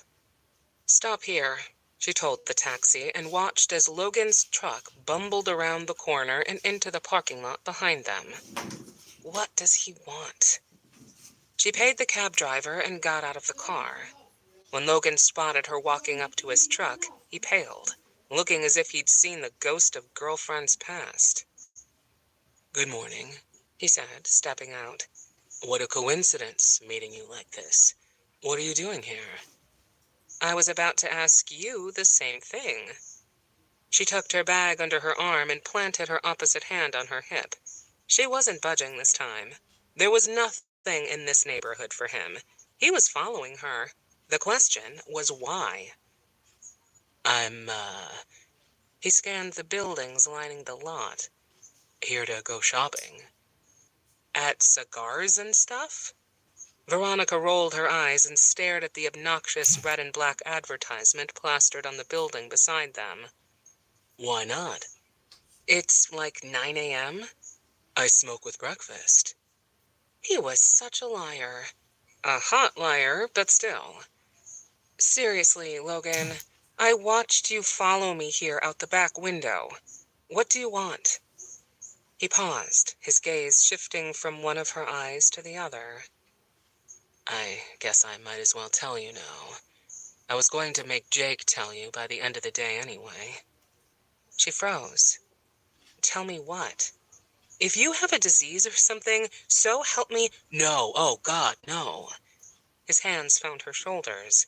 Nothing like that. It's just... Jake hired me to protect you. Veronica felt her eyebrows pinch. Protect me? He wanted me to keep you safe. He removed his hands as she gave him a death glare. He hired me to be your bodyguard while he and Leah are in San Francisco. Wonderful, just wonderful. First her lover, and then her neighbor, and then her bodyguard. What next? Her private waxer? Why would Jake worry about my safety? It's not like I'm incapable of taking care of myself while Leah's out of town. Then call her, Logan said, nodding to the bag clutched under her arm. Maybe Jake's told her everything by now. Told her what? Everything. But I'm asking you. She took a slow step forward. Surprisingly, Logan backed away. Why does my future brother-in-law think I need a bodyguard? Because that secret admirer you think you have isn't what you think he is. The note she'd found in her mailbox this morning burned a hole through her bag and warmed against her side. They told you about him? Veronica, he's taken a sharp turn into the stalker zone. You're being ridiculous. She turned and headed toward Flora and Fauna. You're all being ridiculous. He sent me a few notes and flowers, and they've all been really sweet. I don't need a bodyguard. Logan followed her around the building. He sent you more than that. But Jake kept the whole thing quiet. He didn't want to freak out Leah, so she'd cancel her book tour, and if you found out, the first thing you'd do is call her. There's more to it, and the bottom line is that Jake asked me to take care of things, and I am. She whirled around on him. What did Jake keep quiet? What are you talking about? He seemed to pause at her words, as if contemplating whether he should be the one to tell her. But tell her what, exactly? I think it's best if you hear it from him. You know what Jake's problem is? He's overprotective and thinks that because he's marrying my sister, he should have some say over my life. You can tell him he's wrong. Without thinking, she jerked the note from her admirer out of her bag and shook it in front of his face. There's nothing stalkerish about these notes. There's nothing wrong with someone being honest about their feelings. In fact, in light of what happened last night, I find it refreshing. Logan's face lost its color. Is that from him? It must have arrived in the mail yesterday. I found it this morning, and it's lovely. What's it say? She smiled smugly, holding the note against her chest. That I'm the most beautiful woman he's ever seen. He thinks about me constantly, even when we're not together, and can't tear his eyes away from me. Does that mean he's watching you now? The note didn't say he watches me every minute. Shivers danced up Veronica's arms. The notes aren't creepy. They're sweet. They're only sweet if the guy makes a move. If he sits in the shadows watching you, it's pervy. Logan made a move for the note, but she jerked away. What's on the back? Is that blood? Oh, don't get your panties in a wad. She frowned, looking at the light red smudges that marred the back. The note was written in red ink. It's not blood. It stains from the pen. Unless he wrote the note in blood. Listen to you. You're crazy. He reached for the note again, so Veronica shoved it in her bag and zipped it closed. God, she didn't have time to go round and round with Logan or call her sister to find out what Jake was keeping from her. She was going to be late for her appointment, and she was never late. I don't have time for this, she said, swinging the door open. You need to leave. The door jingled, signaling their entrance. Logan followed on her heels, holding the door open for her. Not that simple, he said. Jake hired me to do a job, and it isn't finished yet. Now, more than ever, you need me. I don't need anyone, especially you. As a round woman wearing a green apron and a wide smile emerged from the back, Veronica laughed. I'm sure you can leave. It's not like Patsy is my secret admirer. Ignoring Logan's presence completely, Veronica pulled her iPad out of her bag, set it on a small oval table near the front window, and took a seat. Logan sat beside her. sneezed, then gave his nose a hard rub. "You okay?" she asked, glaring at him. "Any harder and you're gonna rub your nose off." "I'm allergic to flowers." He sneezed. "Then leave." "I can't." "Then," she said, channeling her best Donald Trump with an arching brow, "you're fired. Now go home." He smirked. "Cute, but you're not the one who hired me." Why wouldn't he leave? Every time she looked at him, she thought about his body over hers, his muscles covered with a thin sheen of sweat, the way his jaw clenched right before he was about to. Fine, stay here and sneeze. If he didn't want to leave, Veronica wanted Logan itchy, sneezy, and uncomfortable. Nothing too serious, just enough to drive him nuts. Maybe then he'd know what it felt like. "Good morning, darling," Patsy said, coming around the counter. "What brings you to me first thing this morning?" Patsy had thinning blonde hair, pudgy cheeks, dirt lining her nail beds, and glasses that were permanently placed on the edge of her nose. She was the best florist in the area, hands down. The shop was small without being cramped, flowery without being overwhelming. Well, Veronica corrected, it wasn't overwhelming for her, but she wasn't the one with allergies. Heather called and said there was an issue with the Sanchez flowers. Patsy leaned back against the counter. "It's a simple problem with a simple solution. The bride wants flowering branches and narcissus, but we can't get them. Well, we can, but the ones that show up are marginal at best and 3 times the price. I wouldn't feel comfortable making an arrangement of such poor quality." Logan sneezed, and Veronica did a mental victory dance. Cha-cha-cha sneeze. "That's not going to work anyway," Veronica said, making a note on her iPad. "Mr. Sanchez is on a tight budget. We've already asked him to bend in a few other places, and he's adamant that the budget stay in place. Guess that's what happens when you drop 20 grand on one night. He wouldn't pay the hefty increase, even if his bride insisted on those flowers. Bless you, Logan." "Oh, I'm sure." He wiped his nose and rubbed his eyes. "I told Heather that the bride will have to pick another flower for her bouquet and filler for her centerpieces," Patsy said simply. "We've got leafy, bushy branches like ornamental pear or camellia to take the place of the flowering branches, and a wide variety to choose from in the bouquet department. I haven't heard back from Heather on which adjustments to make. Would you like to see a book?" "I would, thanks." Veronica's face itched. She glanced at Logan. His nose had turned red from near constant rubbing. The more he swiped his hand over his nose, the more hers itched. She scrunched her face, but didn't touch it. "Let's go with the leafy branches for the centerpieces.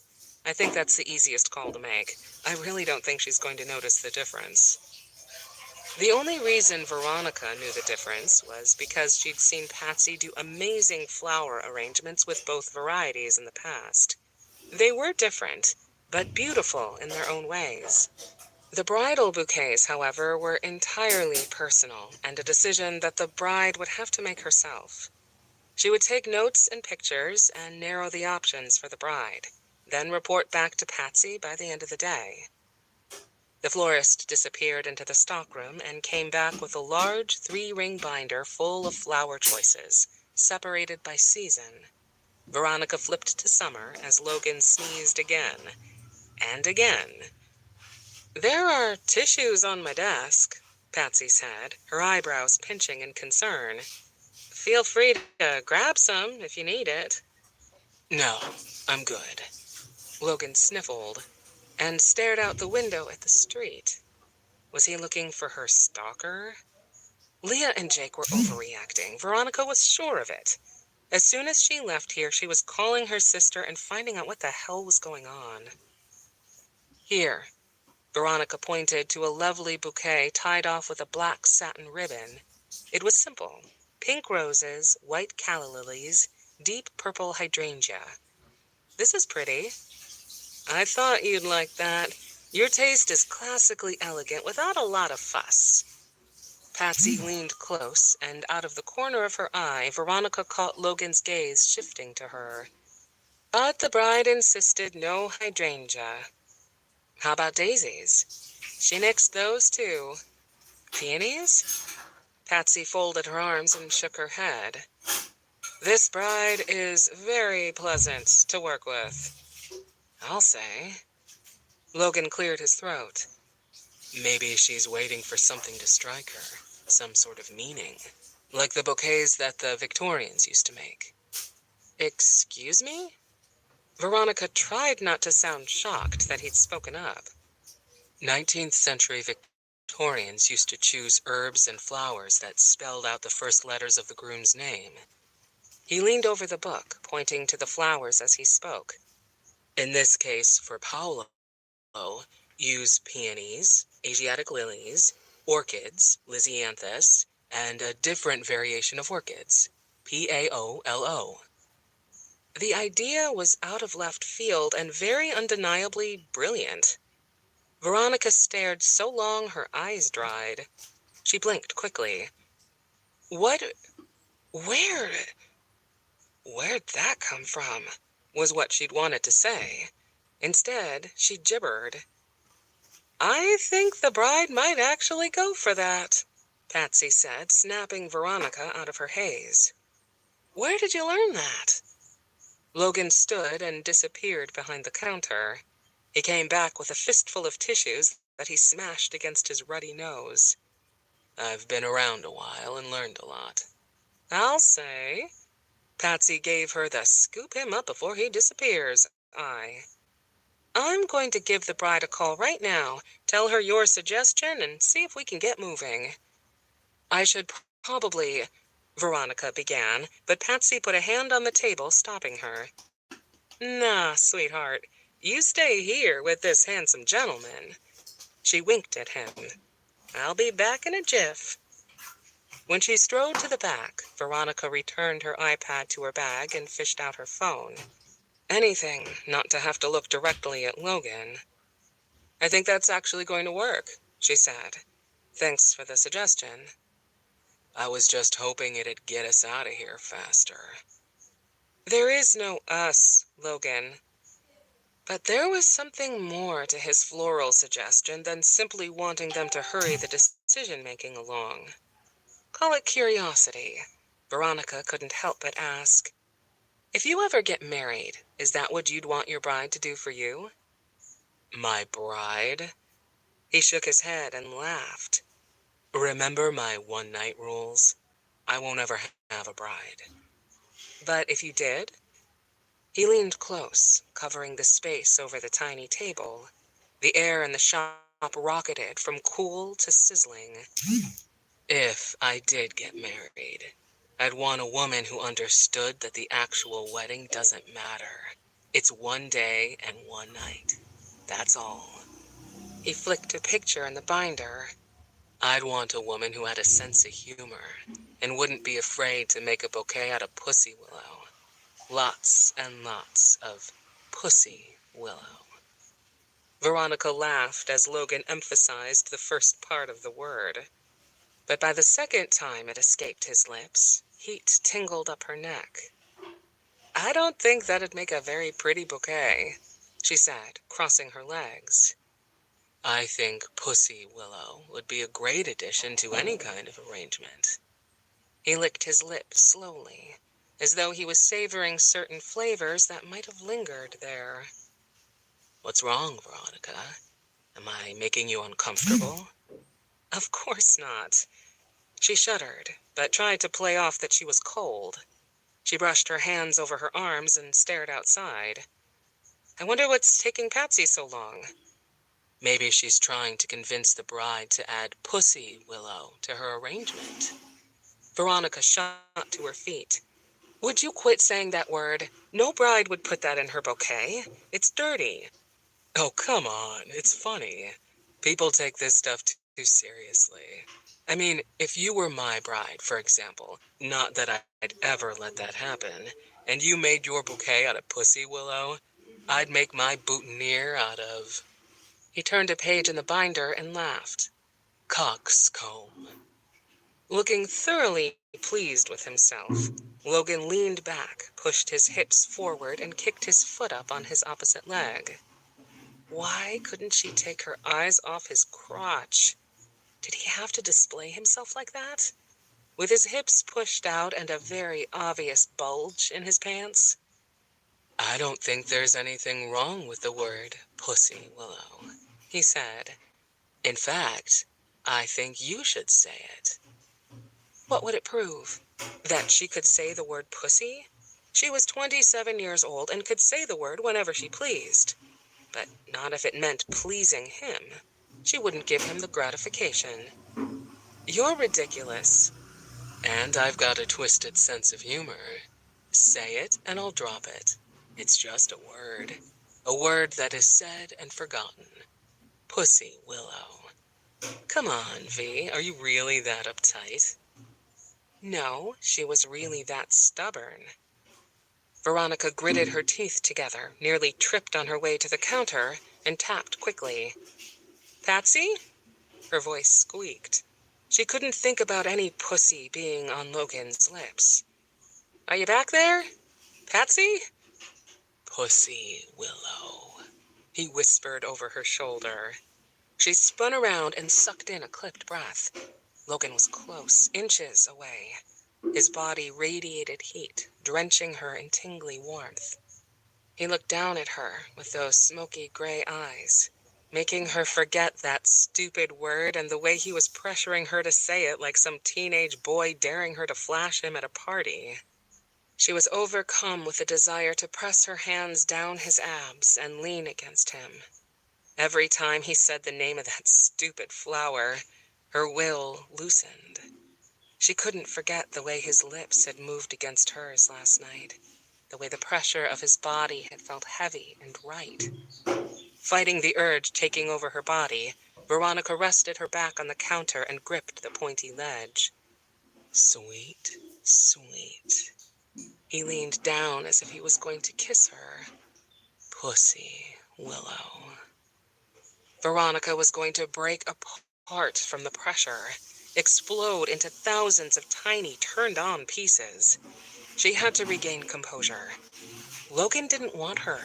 If he did, he would have finished what he started last night.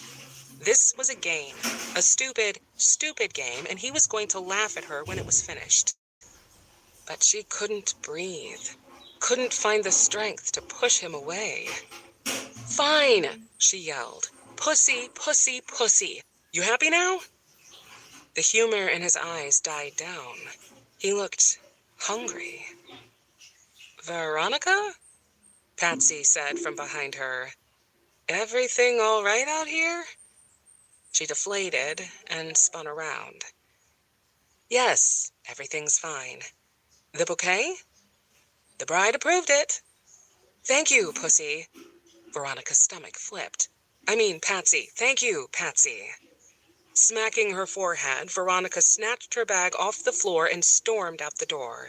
She didn't look back, but when an allergic symphony of sneezing and groaning rang out behind her, Veronica knew Logan had followed her out.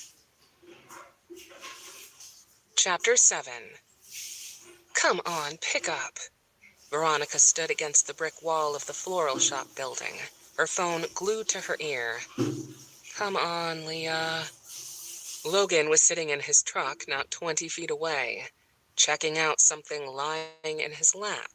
Veronica prayed he was playing with his phone. Hey, V. Leah's voice never sounded sweeter. What's up? Did you know Jake hired Logan to follow me around? Logan just texted Jake and warned us you'd be calling. I just found out what happened, Veronica, and you better believe Jake will hear it from me when this is over. He should have told me. Leah sighed, covered the phone, and hollered something at Jake. If I'd known what was going on, I wouldn't have left. But for the record, I did tell you that a secret admirer is creepy, right? Yeah, you did. Any guy who likes you is going to say so. Veronica rubbed her forehead. I know. On the bright side, Jake said Logan was the best bodyguard in Seattle. They used to be in the Marines together, so I think everything's going to be okay. But Jake told you everything, and you think it's a good idea for Logan to be following me around? Veronica smoothed down the flyaways on top of her head. What aren't you telling me? Another long sigh. V, the guy sending you all those notes is crazy. I guess he left a box of wolf hair on your doorstep and a note that talked about turning you into a werewolf, like what happened to me. The note went on and on about how the pain would eventually turn to happiness, and how it's what you've been asking for. Totally twisted. What? Wait, slow down. How does he know? I mean, I didn't see anything like that. The only notes I've gotten have been really sweet. Remember the night of our engagement party? You stayed late to talk to that guy about reserving the rehearsal site for our wedding, and we went back to the house to set up the after party. Remember how Jake told everyone that they should go out instead? Veronica nodded, fully aware Leah couldn't see her. He said he wasn't feeling well and asked to sleep on my couch. He insisted you go out with everyone else and call when you got home. I guess that was so you wouldn't be alone.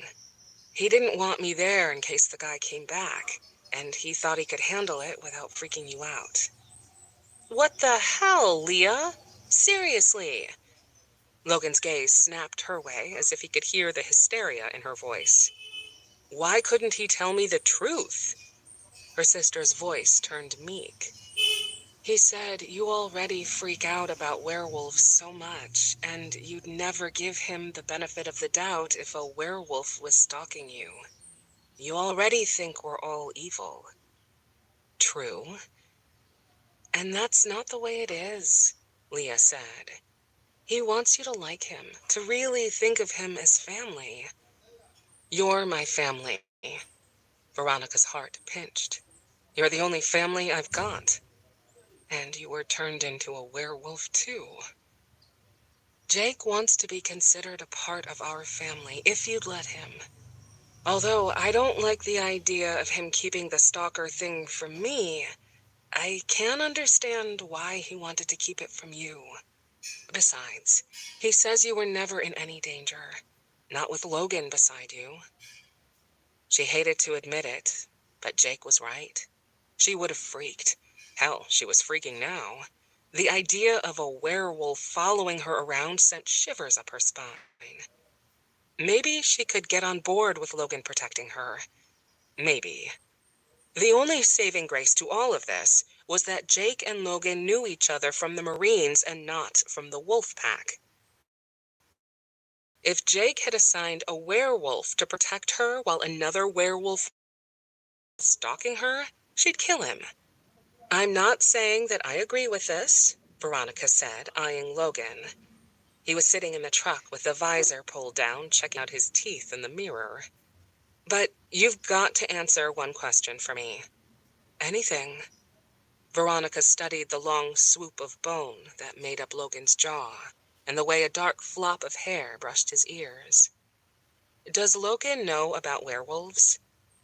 2 beats. Yes, Jake's his best friend.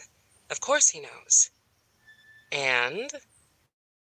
Is he one? He'd certainly be the most gorgeous werewolf she'd ever seen.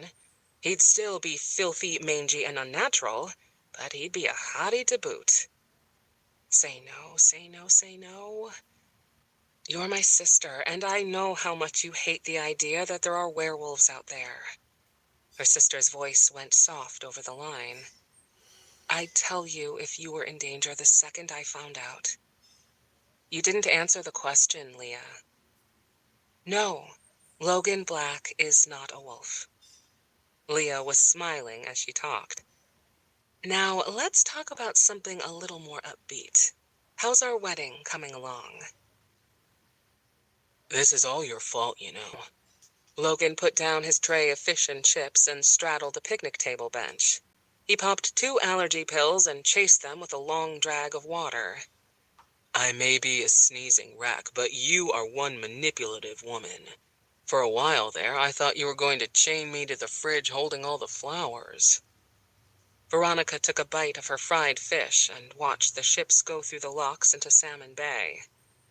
Yeah, well, you should have told me that Jake hired you. You deserved whatever you got. Deserve is a harsh word, Logan said with a mouthful. I think this situation will go much more smoothly this week if we forget about what happened last night.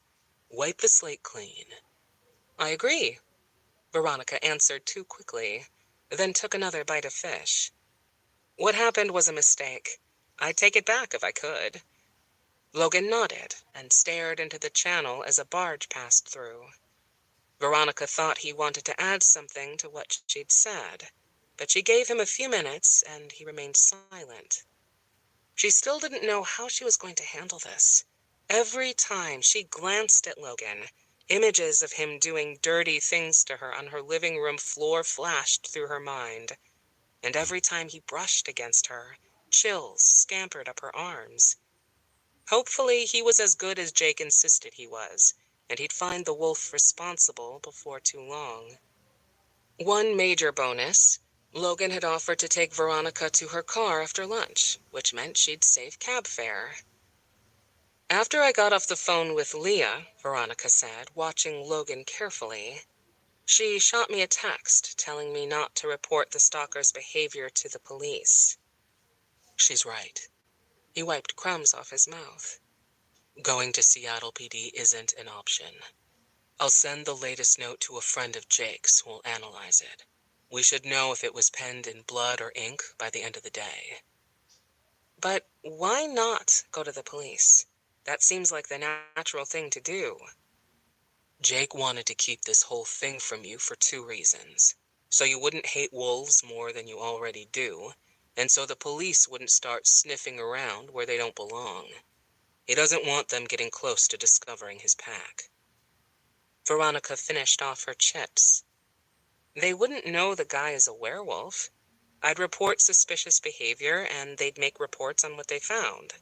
At least there'd be a paper trail. If something happened, I could call 911 and they'd come pick him up. What if your stalker leaves another box of wolf hair? The police would start asking questions and piece things together with other wolf sightings I'm sure they have on record. Yeah, Veronica said on a laugh. I'm sure the cops will look at the hair and jump to the conclusion that there are werewolves in Seattle. Yeah, They'll probably think Bigfoot lives in Wenatchee Forest, the Loch Ness Monster swims around in the Puget Sound, and vampires roam Pike Place Market after dark. Not freaking likely, Logan. They'll probably dismiss it as dog hair and do their job. Search for the stalker. He leveled her with a humorless stare.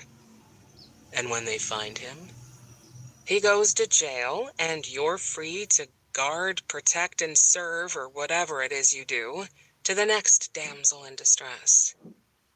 He leaned across the table. Do you really think we want to take a chance that your stalker plays by the rules? That he gives half a shit about keeping the Wolfpack's secrets? He's broken pack law, and as such, has gone rogue. At least, that's what Jake told me. He cleared his throat. The guy could shift into a werewolf while in custody, tear through the department, start widespread panic. The entire wolf pack would have to uproot. I think you're being extreme. Jake wants to be cautious, and for good reason. He leaned back and shoved a chip into his mouth. It's how the Seattle wolf pack has remained in secret for this long. It's the way they do things. From what I understand, anyway. Secrets are a part of the game. Veronica supposed that she understood. And now that Leah was a part of the wolf pack, she wouldn't want them to have to move to keep their secret. Veronica stared at her half-eaten lunch, wondering how many more things Jake and Logan weren't telling her. Speaking of secrets, he said, when you talked to your sister, did you mention anything? If you mean, did I mention you, Of course I did. But if you mean about what happened between us last night, I didn't. Like I said, I'd rather forget all about it. If I mention what happened to my sister, it's liable to be immortalized in one of her books. Just checking. Logan finished off his Coke and straddled the bench to face her. Did she ask about the wedding planning? Yeah, but she wasn't asking because she really cared. She was changing the subject. She must really trust that you'll take care of everything. That's not it. She bit off a chunk of fried fish. It's because she always pushes everything off on me. It had always been this way. It didn't take long for their parents to realize Veronica was the responsible one. The one they could trust to get things done right the first time. Guess it was easier to have Veronica clean and cook than it was to fix Leah's mistakes time and time again. When they were in high school, Veronica was always stuck helping Leah with her homework. Translation: Leah got straight A's, but if it hadn't been for Veronica's fancy handiwork and texting answers to her from the bathroom during finals, those grades would have been in the toilet. Leah was too busy flirting with the quarterback of the football team to care about homework, so her parents had asked Veronica to help her out. It was no surprise that Leah pawned off the details of her wedding onto Veronica, especially since Veronica owned the company. Bottom line, Veronica loved her sister, and since they'd lost their parents, they only had each other. Logan crushed his napkin in his fist. Tell me, Veronica Vale of Veronica Vale Weddings, you surround yourself with bridal bliss all day long, every day of the week. Why haven't you locked your chain around a groom's ankle yet? She shrugged. Guess I haven't found the right guy. Must not have been looking very long. Was that a compliment? Was he saying she could find someone easily? That's not true. I've been keeping my eye open. I've always wanted to settle down and have a family. My sister, on the other hand, never wanted to get married. In 2 weeks, she'll be off the market. Funny how things change when love gets in the way. Don't worry, you'll find someone soon enough. You can't be more than, what, 22, 23, 27? Ah, you're still a pup. Logan tensed. His shoulders pulled back, his jaw clenched, and he took deep breaths of air through his nose. Bizarre. He brushed crumbs off his hands and didn't touch the rest of his lunch. He should have been starving. Sneezing fits were sure to work up an appetite. How long have you been in the wedding business? 5 years. She spun her empty Coke cup in her hand. I started as an assistant for another local company and built my client list off of recommendations. I'm sure you've got your wedding all planned out by now. Oh, yeah, Veronica said as a family of 4 passed by their table. I want it all. The big puffy dress, the cathedral train, the church, 500 guests with table assignments. I'm ready. Logan didn't meet her eyes. All lies. How would you know? I do want those things. Nah, you won't have any of that. She was lying, but how did he know? If I'm planning weddings every weekend all year long, my own wedding should be spectacular. One to top them all, shouldn't it? When he finally met her gaze, his gray eyes burned hot. I think that's precisely the reason you'd want something small and intimate. I wouldn't be surprised if you've had thoughts of eloping. She had. How did he know that about her? She'd never told anyone. Logan's insight drew Veronica's stomach tight. I don't think you know me or what I want at all. The corner of his lips pulled into a smile, reminding Veronica of the bad boys she'd seen on TV when they were about to say something deviously sexy. You're right. I don't know you. I don't know what kind of wedding you dream of having. or why the relationship with your sister is the way that it is. But I do know what you want. I know what turns you on and what turns you off, and that should count for something. Air caught in Veronica's throat, and her stomach went all topsy-turvy. How could Logan shake her up this easily? Was it the smolder behind those eyes? That strong, square jaw showing a hint of stubble? Logan shouldn't have this kind of control over her, damn it. She needed to flip the tables. She smothered down the feelings fluttering deep in her belly and swiveled around on the bench to face him. She crossed her legs, drawing his attention there, and leaned forward so that he could look down her shirt if he let his gaze drift a bit. "Logan," she asked, lowering her voice so that it came out as a purr. "Mm-hmm." He made the sound from his throat, as if he couldn't find the strength to open his mouth. "You knew what turned me on and what turned me off." She cupped his cheek in her hand, then patted. "You knew, sweetheart. Know implies the present tense, and we won't be going there again." As his gaze zoned far over her shoulder, his face fell. "What is it?" She craned her neck to look behind her. People strolled by, mostly tourists wearing sweatshirts and pants. Travelers visiting Washington often didn't expect the chilly summer days, with their cameras pointed at the water rising in the loch. "What's wrong?" "I thought I saw something." Leaning down, Logan tugged on something in his boot, then straightened. "I'm finished with lunch. Are you ready?" "I guess." Logan scooped up their plates and tossed them into the trash, then pulled her by the hand. It was the first time he'd ever reached for her like that. His touch buzzed with electricity, shooting currents of bristly heat up her arm. His pace was quick, and they'd only made it a few steps before Veronica felt like she was being ushered away from a crime scene. "What are you doing?" she asked, as he opened the passenger door to the truck. "Why are we rushing? We have plenty of time to pick up my car. If something's wrong, tell me." "Nothing's wrong." Logan slammed the door shut and practically ran around the hood. He opened the door, brought the truck roaring to life, and slammed the gear shift into reverse. "I think your car is ready now, and there's no reason to sit around here if I'm picking up a strange vibe." "Okay." There was more to it than that. "But I'd like to get there in one piece." "That's all I'm trying to do," he said. The truck lurched into first gear, groaning as Logan pounded on the gas pedal. Veronica grabbed the oh shit handle and slid across the seat as Logan spun out of the parking lot and headed for the freeway. Chapter 8.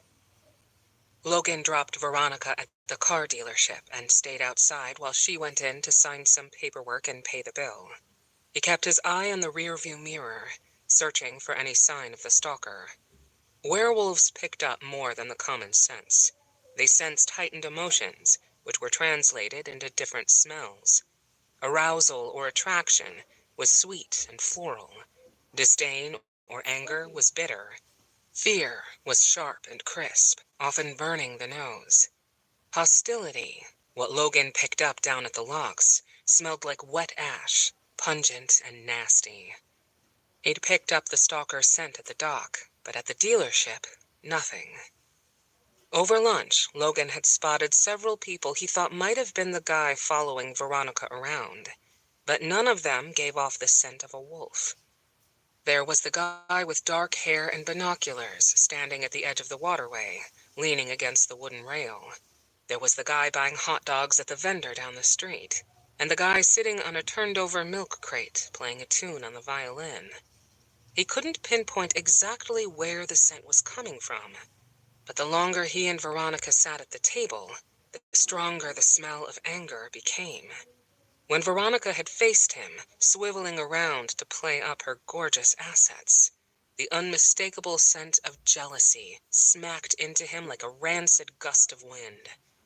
Since he couldn't determine which of the guys at the locks was the stalker, he'd ushered Veronica out of there as quickly as possible. There was no messing around anymore. Logan had told Veronica he was going to send her latest note to a guy for analysis, but it wasn't necessary. He could pick up the traces of blood from where he stood in front of the flower shop. The sick bastard had written the love note with his own blood. Pulling in behind her, Logan parked on the street in front of the Veronica Vale weddings offices. She climbed out of her car, tugged down her skirt, and slammed the door behind her. He didn't know why they were at her office, but this was a hell of a lot better than sneaking down the street and watching her from afar. He pushed the front door open wide and held his breath as she swept by. At the front counter, a secretary held out a puffy white envelope, the kind that people used to send pictures or small valuables. "For you, Miss Vale," she said. "It came in this morning's mail drop." Taking the envelope, Veronica opened it up and reached inside. She pulled out a white postcard, read, and stopped. "Logan?" Her voice shook. "Read this." He grabbed the card and read. "You looked radiant today, but you always do. I'm more convinced than ever that we'd be perfect together. The time is coming for us to meet. I'll see you at your sister's wedding this weekend. Until then." "He'll be at my sister's wedding." Veronica covered her mouth with her hand. "Not really." Logan flicked the edge of the card. This one was written in the same fine blood print as the last one. What did the guy do? Drain his blood and then siphon it into a ballpoint? "Your sister's wedding is next weekend. Is he planning to meet you this weekend at the Sanchez wedding or next weekend at your sister's?" "Oh." She started down the winding hall to the right, toward her office. I hadn't read it that carefully. "As Pussy from Flora and Fauna would say." Logan winked, though waves of anxiety sloshed in his stomach. "There's a simple solution to the problem." She unlocked her office and stepped inside. The room was spacious, with bushy ficus trees in each corner and a cherrywood desk in the center. Pink roses filling tall glass vases perched on each edge, facing two leather-wrapped chairs for potential clients to kick back and get their wedding questions answered. "And that is?" she asked, sliding into the seat behind her desk. "Don't go to the Sanchez wedding and help me find him before your sister's." She cringed. "I have to go. It's the biggest event in Seattle. 250 people are going to be there." Logan leaned back in one of the chairs across from her desk. "I don't think you understand the danger you're in." When she didn't speak, he continued. "Fine. You'll need to follow the same routine as if you didn't know someone was watching. But you have to be hyper-aware of your surroundings at all times. If you spot anything out of the ordinary, let me know immediately." "What am I supposed to be looking for?" Veronica asked, fiddling with the edges of the envelope. "I don't even know." "Anyone who follows you or holds eye contact a little too long is suspect. Likewise, look for someone darting out of your path too suddenly, or averting eye contact when you're holding it." She whacked the envelope against the desk. "So, basically, look for anyone doing anything. Boy, that's helpful." "I know it sounds overwhelming, but that's why Jake hired me to help." When Veronica's fingers skimmed the bottom of the envelope, she frowned. "What is it?" he asked. "There's more inside." She flipped it upside down, and a few pictures fell out onto her desk. "I didn't realize." Logan slid off his chair and went palms down on the desk. The pictures accompanying the postcard were taken at the Grady wedding. There was one of Veronica standing by Heather near the bar, though half of Heather's body was cut out of the frame. Veronica looked to be laughing, throwing her head back as if Heather had said something funny. Another picture was of Veronica tweaking a flower pedestal before the wedding took place. The lens was focused on the round of her backside. Judging from the angle, it was taken from a seated position not far behind her. The third picture was the most alarming of all. Veronica in the parking lot, stranded in her car, right before Logan approached her about needing help. The damn wolf had been right there, so close, and Logan had failed to pick up his scent. If he hadn't offered Veronica assistance, how long would the stalker have waited before he made his move? He was there. The guy was really there. He was watching me the whole time. Veronica brushed her fingers over the photos, studying them with a perplexed expression. And he wants me to know he's watching me. That's probably the creepiest part. Who would do something like this? It's probably a disgruntled ex-boyfriend who can't let you go. Bending down, Logan readjusted the knife on his boot. Any of those around? Yeah, like I'd date a werewolf. Veronica scooped the pictures into the envelope and dropped them into her top drawer. Then she pulled out a blank manila folder and dropped it on her desk. That'd never happen. Logan's heart squeezed, and he forced the wolf part of him to chill out. He didn't want to date Veronica, didn't want to get any closer to her than he had to. His mother and stepfather had bonded for life, and look what happened to them. They'd loved each other, sure, but they'd also fought nonstop. When Logan reached 6th grade, they decided they wanted to roam the world without a child attached to their side. They left him to fight for his own survival, and if it hadn't been for the alpha of the Sierra in jail or dead. Completing the luminary bond seriously screwed with people's heads. His mother had put her relationship with Logan's stepfather over her own son. There was no way he was following in his parents' matrimonial footsteps. I know it sounds crazy, but I'm a little disappointed in the whole thing, Veronica continued, flipping through her notes. I was flattered that there was a guy out there who would care enough to send me love notes and buy me flowers. No guy had ever done that for me before. I find that hard to believe. It's the truth. I'm usually the one giving everything of myself for barely anything in return. I think I expect too much. That has to be the problem. She tapped the back end of a pen against her lips. To be honest, that was part of the reason I wanted to sleep with you. You told me exactly what to expect. One night, that was it. Although the way you left pissed me off, at least you gave me the courtesy none of my exes did. Not that I'm complaining, because I had a great time with you last night, Logan said. But it sucks that you've had to give so much of yourself to losers who didn't appreciate you. She smirked. Don't patronize me, Logan. I'm serious. It surprised him that he truly was. The men you've dated before had to be losers, because a real man would treat you right and cherish you the way you deserve. A real man would stay at your side and feed you ice cream in bed every night for the rest of your life. Where did that come from? Veronica gaped, the light in her brown eyes beginning to dance. What I meant was, Logan said, clearing his throat, don't be disappointed about the love notes. If a guy is sending you anonymous letters, he's not the one for you. The right guy will tell you he loves you to your face, and when he kisses you, you'll know it by the curl of your toes. Thanks for the advice, Casanova, but you're not exactly an expert. How long was your longest relationship? 2 days? He shrugged, thinking about all the girls who had meant nothing to him. But he'd never been dishonest with any of them, never promised a future that he couldn't give them. For the first time, he felt that he meant the words coming out of his mouth.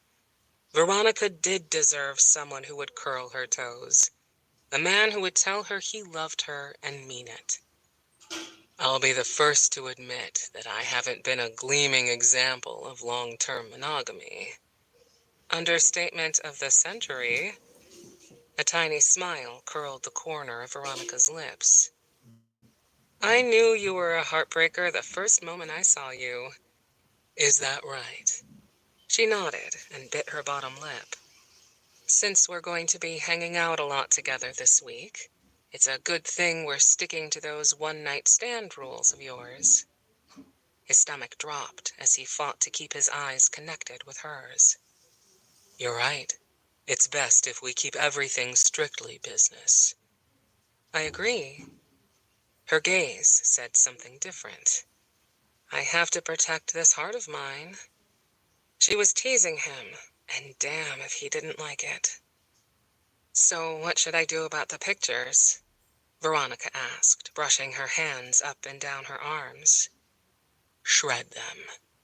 Logan exhaled heavily, wishing he could ease her worries. And trust that I'll find this guy before he gets the chance to take more. Chapter 9. The grinding sound of a lawnmower woke Veronica from her slumber. Moaning, she buried her head under her pillow and pulled the edges down over her ears to block the noise. At her feet, Coco meowed, then meandered onto the pillow on top of her head. She was too tired to tell her only friend that her pillow was not a new cat bed, so she reached up and stroked the cat's back. Veronica was tired and drained from having pulled 2 all-nighters in a row. Her eyes ached and her brain was fuzzy. All she wanted was another hour of sleep. Just an hour. Maybe 2. It was Saturday, for crying out loud. Who mowed their lawn at daybreak on Saturday? The swaying groan of the lawnmower as it came closer, then faded away, made her back teeth grind. It sounded as though it was coming from outside her window, but that couldn't be right. She could almost imagine Logan mowing his lawn, shirtless, his muscles flexing as he pushed the machine across the lawn and back. If it wasn't for the irritation growing in her belly, she might have fallen back asleep and had very good dreams about his muscles flexing while he was performing other hard labor. She may not have wanted to have anything serious with Logan, the player of the year, but that didn't mean she couldn't fantasize about the downright delicious man. A dog barked. There were shouts. It was Logan's voice, rough and commanding. He was definitely the mowing culprit. The dog barked again over the sound of the grass-chewing machine. God, she hated canines in every form. How long was Logan going to mow? Another hour? He didn't have that much lawn. I have a patch of grass you can mow, she mumbled with a smile, and tried to fall back into that kind of a dream. They'd been together all week, and although Veronica never would have thought it, Logan was a great help. He'd gone with her to every appointment, had stayed out of the way while she took care of business, and for lunch and dinner he'd taken her out. They'd gone Dutch on all the bills so far, although he'd fought hard each time to absorb her portion. She didn't have to worry if the werewolf following her was going to show up.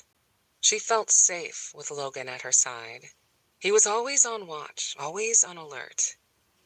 It was an odd feeling, trusting someone to take care of her when she was used to taking care of herself. She'd received an envelope with notes and pictures every day in the mail. Some of the pictures were of her car in front of a restaurant she'd visited for dinner one night. Others were of the outside of her office building. The photos zoomed in through the open blinds of her office window. The more pictures showed up, the edgier Logan became. She had the distinct feeling he'd never taken this long to solve a problem like this.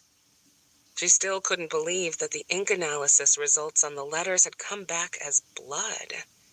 Now, before she took the mail out of her box, she put on gardening gloves and shuddered when she looked at the darkening shades of red. The mere thought of someone writing the notes in blood was appalling, seriously sick and twisted. The mowing continued, grating on her last nerve. Sleep was no longer a possibility. That's it, no more. Veronica slid Coco off the pillow and jerked the covers off. Sliding out of her cocoon, Veronica fumbled down the hallway into the front room, and yanked open the front window. The sun was blinding. She gasped when she peeked beneath her lids. Logan wasn't mowing his lawn. He was mowing hers. Logan! That clumsy old dog was jumping up and down frantically, barking at the base of the mower each time his front paws hit the ground. "Hey!" Veronica pinched her eyes shut. "Logan!" The engine of the mower died. "Morning, sunshine," he called out. He was close to her window. She backed away. "What are you doing? Your lawn is over there." She scrubbed her eyes, but couldn't open them. Not yet. If she kept her eyes shut and only mumbled the words, she wouldn't wake up completely. She could go back to bed and pretend the day hadn't started yet. She could slip right back into the dream where Logan was beside her, stroking her to another climax. "I know where my lawn is, but thanks for pointing it out. I finished mine, noticed that yours could use a run-through, and thought you wouldn't mind." "What I wouldn't mind is another hour of sleep." "Rough night?" Why did his voice sound shaky, like he was holding back a laugh? "Yeah, you could say that." She swallowed cotton. She needed water. "I was up all night fixing the favors." "I offered to help." Logan's dog barked, and Veronica swore it was so loud that it busted her eardrums. Redoing 200 favors had to suck. She cringed at the memory that was too fresh in her mind. The bride had changed the color of the ribbons from sky blue to turquoise, and had decided she wanted mints stuffed into the tiny plastic champagne flutes instead of almonds. She would have asked Heather to help, but she was busy tweaking the seating arrangements for the reception. The bride came back with a few minor changes that, of course, ended up being major. Certain people RSVP'd last minute and needed room where there wasn't any. Some couldn't sit by the speakers, others by the bathroom, yada yada. Another hour of sleep. That's all it would take to make those favors a distant memory. "How much longer until you're finished?" "You have to leave soon, so another 15 minutes maybe, 10. Her eyes shot open at the words. Logan was shirtless and sweating, and his muscles looked even larger than yesterday.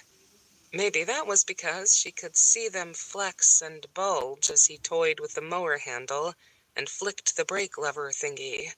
Or maybe it was the way the rays of the sun streaked over his body, casting an even tan across his skin. "What time is it?" Backing away from the window, Veronica squinted at the time on the wall clock. Noon. Shit! She'd slept in, big time. She had so much to do before the wedding at 2. She had to get ready, drive to Everett to the Nightshade Hotel, drop off the favors, and check the setup of tables and chairs. She had to race to the church, make sure everyone was in their place, tweak a few decorations, then talk to the bride and groom. Veronica slammed the window shut and ran down the hall to her room. Outside, the mower hacked and sputtered, and caught once more. She passed the bathroom on the way to the wardrobe. At the glimpse of her reflection, she skidded to a stop and backtracked. "No!" Gasping, Veronica stared at her reflection in the bathroom mirror. She had pink glitter glue smudged all over her face, and blue glitter glue swirling in a swishy pattern across her forehead. Black bags drooped below her eyes, and her chocolate-colored hair was frizzy, sticking up all over the place, and completely out of control. God, she looked like the Bride of Frankenstein. No wonder Logan was laughing. Oh! She slapped her hand to her forehead. Total disaster. She showered as quickly as she could and cut herself while shaving around her knees, then slathered a hell of a lot of lotion over her body. She didn't have enough time. She wasn't going to be able to get to Everett, a town 30 minutes north of Seattle, with enough time to spare. She was taking too long and running out of time. Damn it! No time to squeeze into her Spanx. Dashing to the closet, she yanked a black dress off a hanger. It reached mid-thigh and ballooned a bit at the bottom. With a ballerina neckline, three-quarter-length sleeves, and seams that lined the sides, the dress fit her body perfectly, playing up her curves and flattening her stomach. It was her go-to classy number.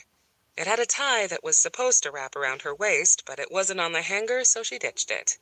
Running to the bathroom, Veronica fought her way into the dress, tugging the soft fabric down her thighs as she turned the corner into the bathroom. "Veronica, you about ready?" Logan. She hadn't even heard him come in. "Yeah, She pulled her hair into a ponytail, cinched the tie tight, and smoothed down the sides. It didn't work. Her hair wouldn't tame. She yanked down her hair, ran a brush through it, and tousled the sides. She hated leaving her hair down when she was working, but she couldn't walk around with wild strands of hair jumping from her ponytail. "How'd you get in?" "I knocked, but you didn't answer," he yelled from the living room. "I tried the door and it was open." She must have left it open last night when she let Coco back in. That wasn't like her. But going to bed after 3 in the morning wasn't like her either. No wonder she wasn't firing on all pistons. She rubbed lotion over her face, no time for foundation, lined her eyes with charcoal, and smoothed strawberry pink lip gloss over her lips. "You really need to keep your doors and windows locked," Logan said. "The last thing you want to do is give your guy easy entry into your house." I know. It's not like I meant to leave it open." "You wouldn't even know that he was in your house until it was too late." "The postcard said he was going to meet me at the wedding," Veronica said, stealing one last look in the mirror. She looked horrible, as if she'd had very little sleep, couldn't get her hair to cooperate, and didn't have time for makeup. Ugh, nothing worse than starting off the morning on the wrong foot. "He's not going to break into my house." Logan mumbled something about being overly confident, but she couldn't hear him. She threw on her work heels, a pair of strappy sandals she could miraculously walk around all day in without getting blisters. "What was that?" she asked, racing down the hall. Logan faced the kitchen with his back to her, and when he spun around, Veronica lost her breath. He was completely put together, dressed in a black and white tux that fit his frame flawlessly. The trim coat hugged his chest and clung to the muscles on his arms, then tucked into his slacks, showing just how lean his waist really was. He was standing tall, his shoulders pulled back, his perfect posture no doubt attributed to his time in the Marines, and his dark hair was a styled mess, made darker by the gel streaked through it. "You look..." His jaw slacked as he gave her the once-over. "Stunning." "Thanks." Veronica smiled from the inside out. She didn't want to be close to Logan.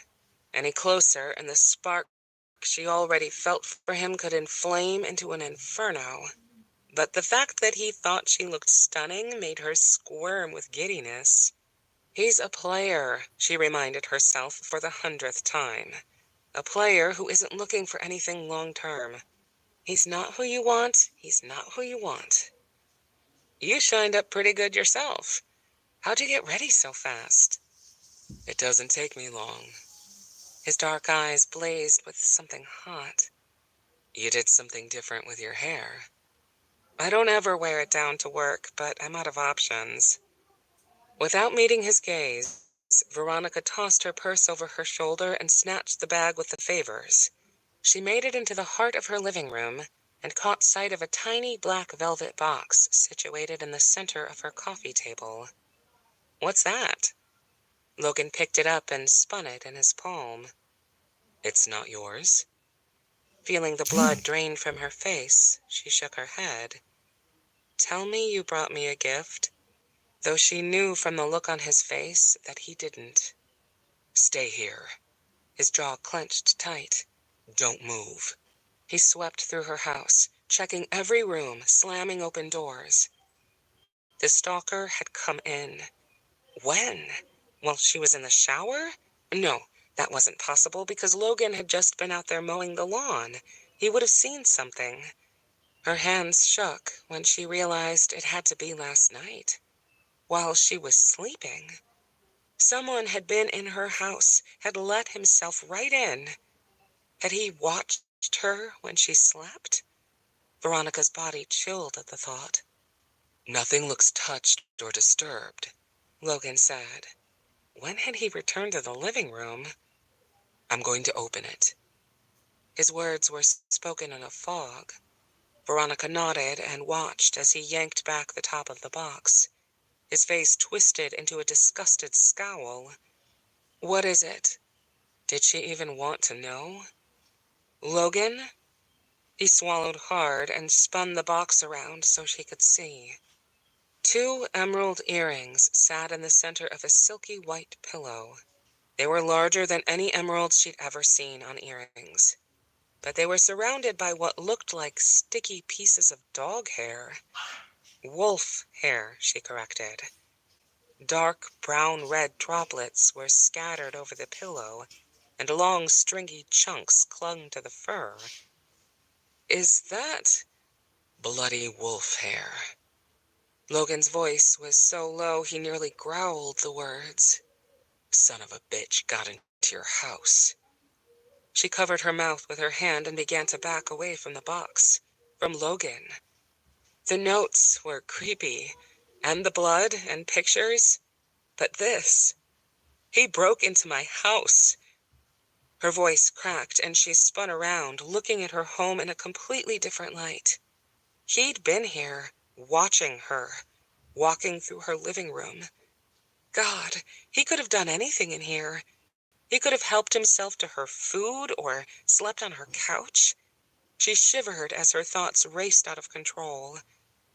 But he didn't break in. He walked in. I left my front door wide open. What am I going to do? Logan snapped the box closed and shoved it into his coat pocket. He looked angrier than she'd ever seen him, on edge, as though he was barely keeping a rein on his composure. If he really wanted to hurt you, he would have done it last night. He would have hurt you while you were sleeping. She tugged at the ends of her hair, frantic for some sort of security. And that's supposed to help? How am I going to sleep here now? He doesn't want to hurt you, Logan said, almost to himself. His gaze was focused far off, and his words were clipped, mumbled, and harsh. He wants you for himself. He wants to romance you into being his mate. His what? Veronica screeched, going dizzy. I have to sit down. She moved to the couch, but stopped when she thought about what the stalker might have done there. I can't sit. I can't. It'll be okay. You'll be okay. Logan caught her by the arm and pulled her against him. He smelled good, strong and fresh, with a musky, manly scent. It roused something inside her, the desire to lean her head against his chest and let him care for her. I'm not letting you out of my sight from now on. You'll stay with me if you have to. She buried her head in his chest and nodded.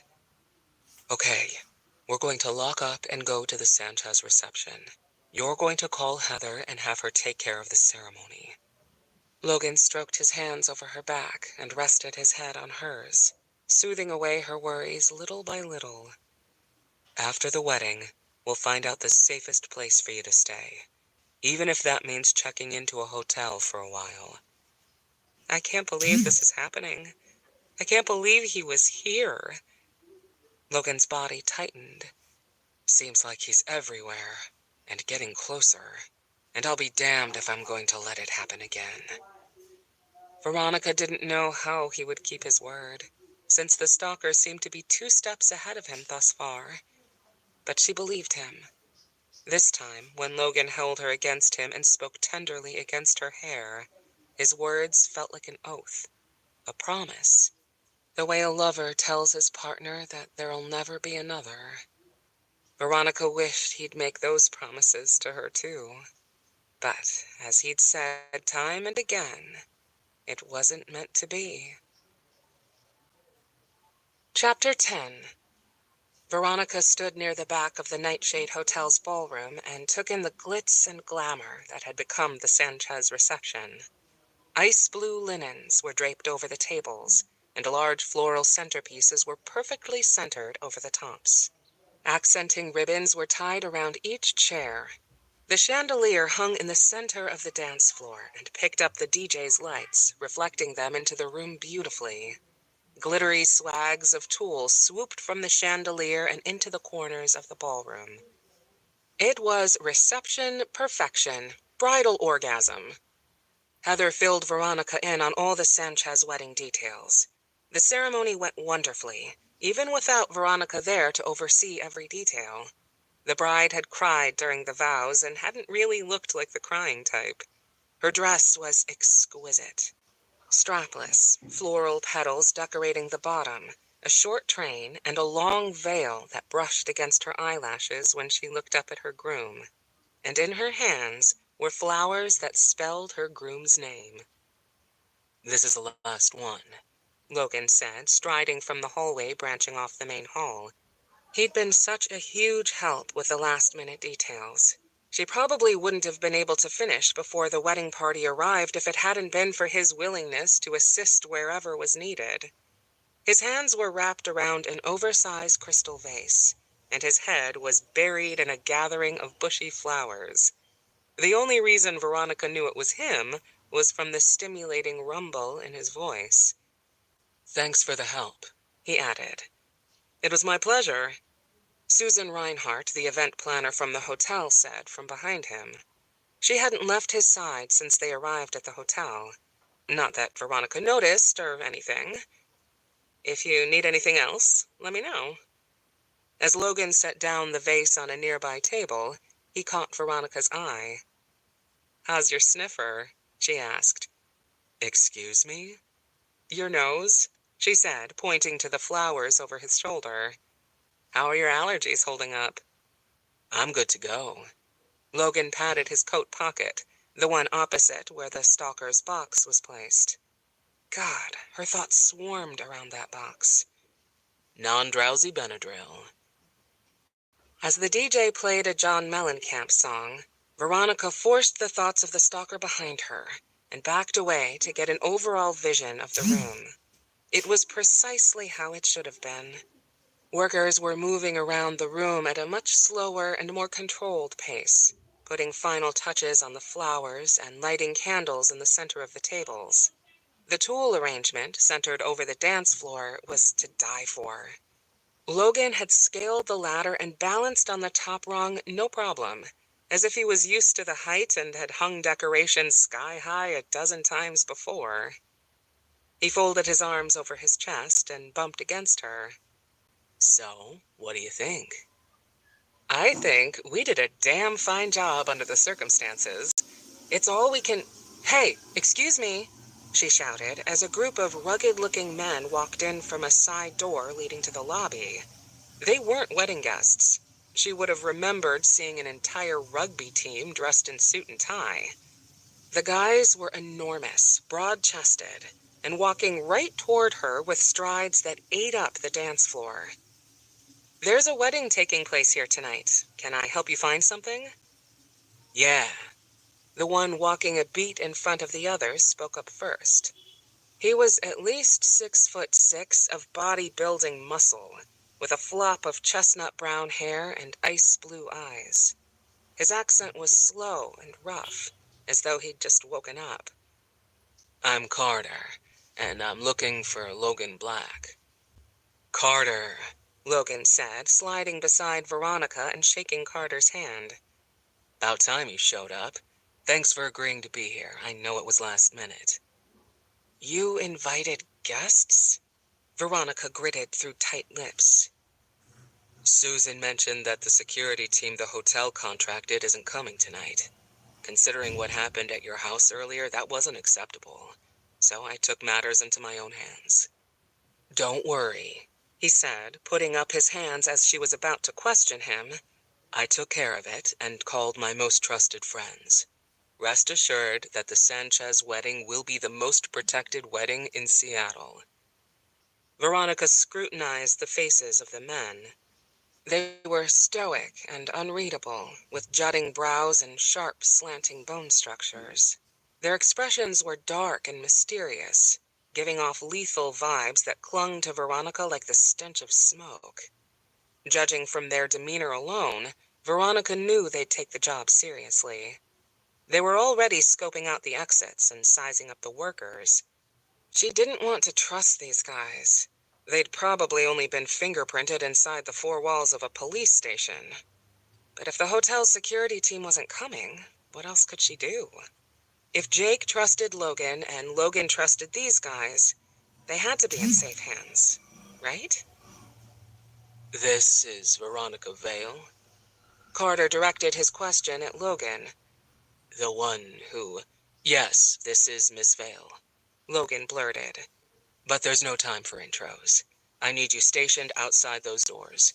2 of you can stand there and there. Another 2 near the bathrooms and a few more in the lot." Veronica wondered what Carter had been about to say. Logan had mentioned her to his friends.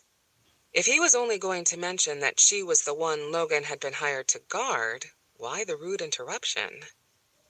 The team of rugby hunks split up as though someone had just yelled break and called the next play.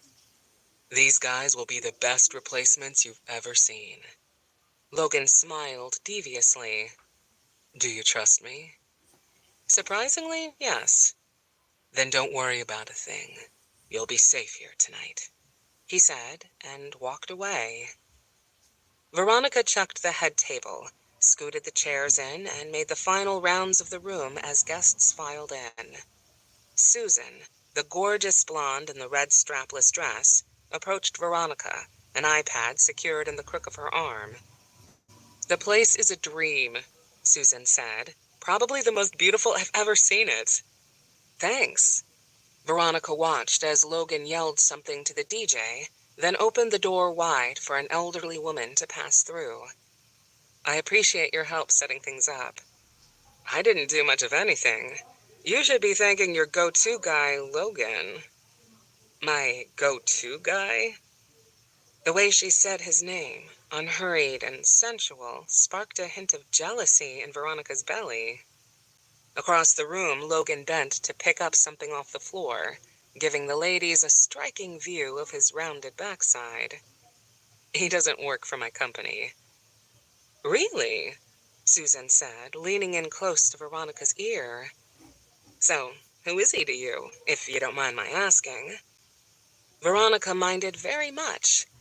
But why? She had no claim to him. "It's complicated, but we're not together, if that's what you're wondering." "I see." Susan pursed her lips.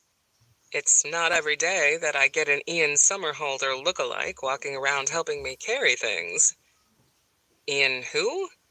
Veronica couldn't take her eyes off Logan. "You know, the hot guy from the Vampire Diaries, the one with the dark, messy hair and the light eyes." Veronica bit her lip. "Oh, yeah, I guess." "I don't know how I'm going to focus the rest of the night," Susan said, fanning herself with dramatic flair. "I still have a ton of work to do around the hotel, and I can't seem to tear my eyes away from him. How do you do it? How do you keep your hands off and stay focused?" Logan turned around, put his hands in his pockets, and smiled, a tiny dimple pricking his cheek. Had he heard what Susan said? He couldn't have. He was too far away. Why, then, was he looking at Veronica as if he was waiting to hear her answer? "It's not difficult to focus on work," Veronica said. "Not when he's made it perfectly clear that I'm not his type." Not his type? Not his type? Logan's heightened hearing had allowed him to eavesdrop on the conversation. Now he was certain the woman had lost her mind.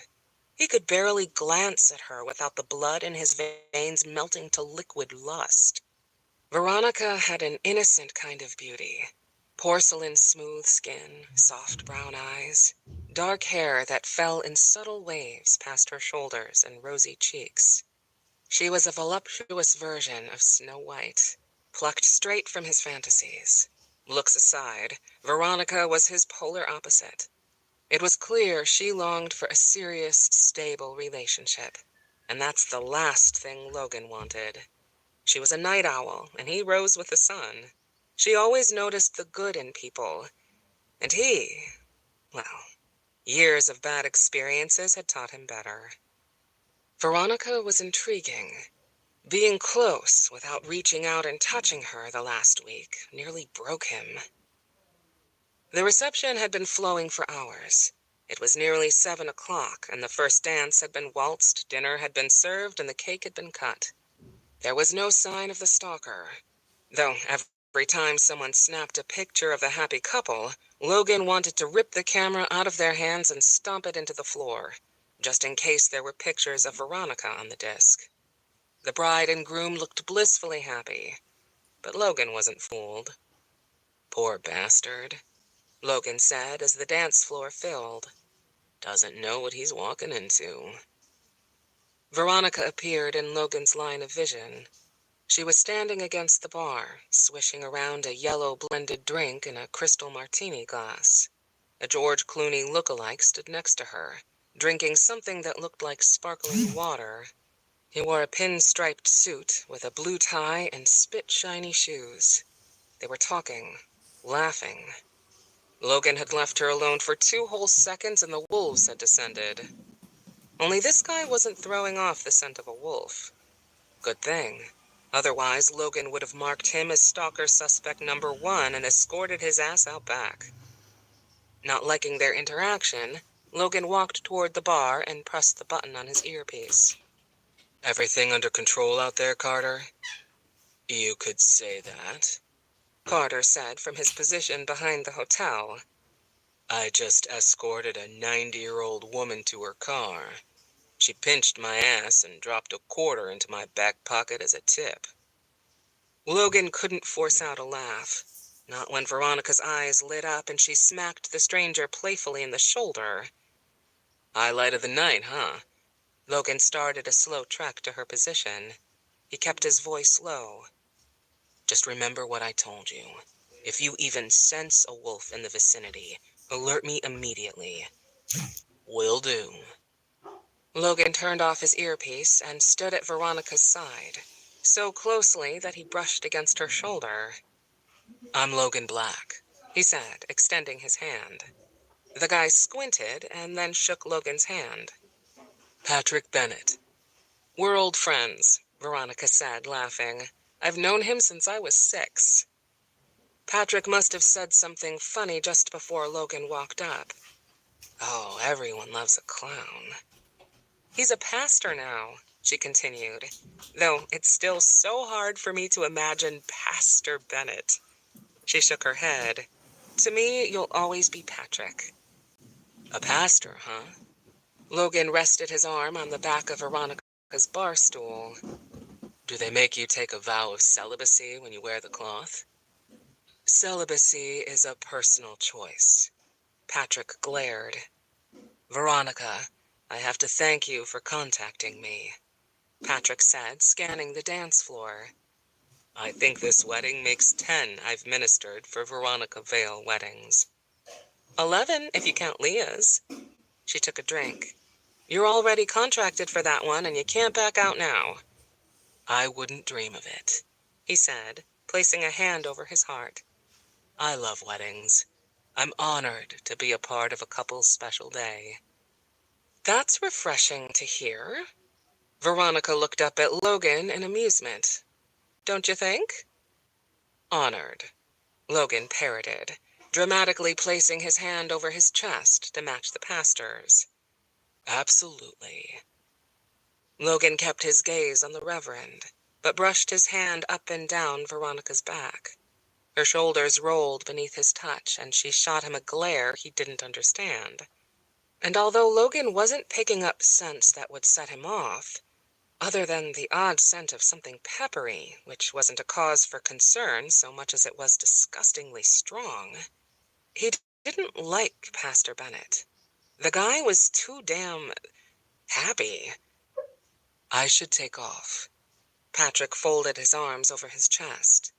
Will you be at the rehearsal Friday night? Yes. Logan and Veronica answered together, and she laughed. Patrick stared, his gaze shifting from one to the other. Wonderful. See you then.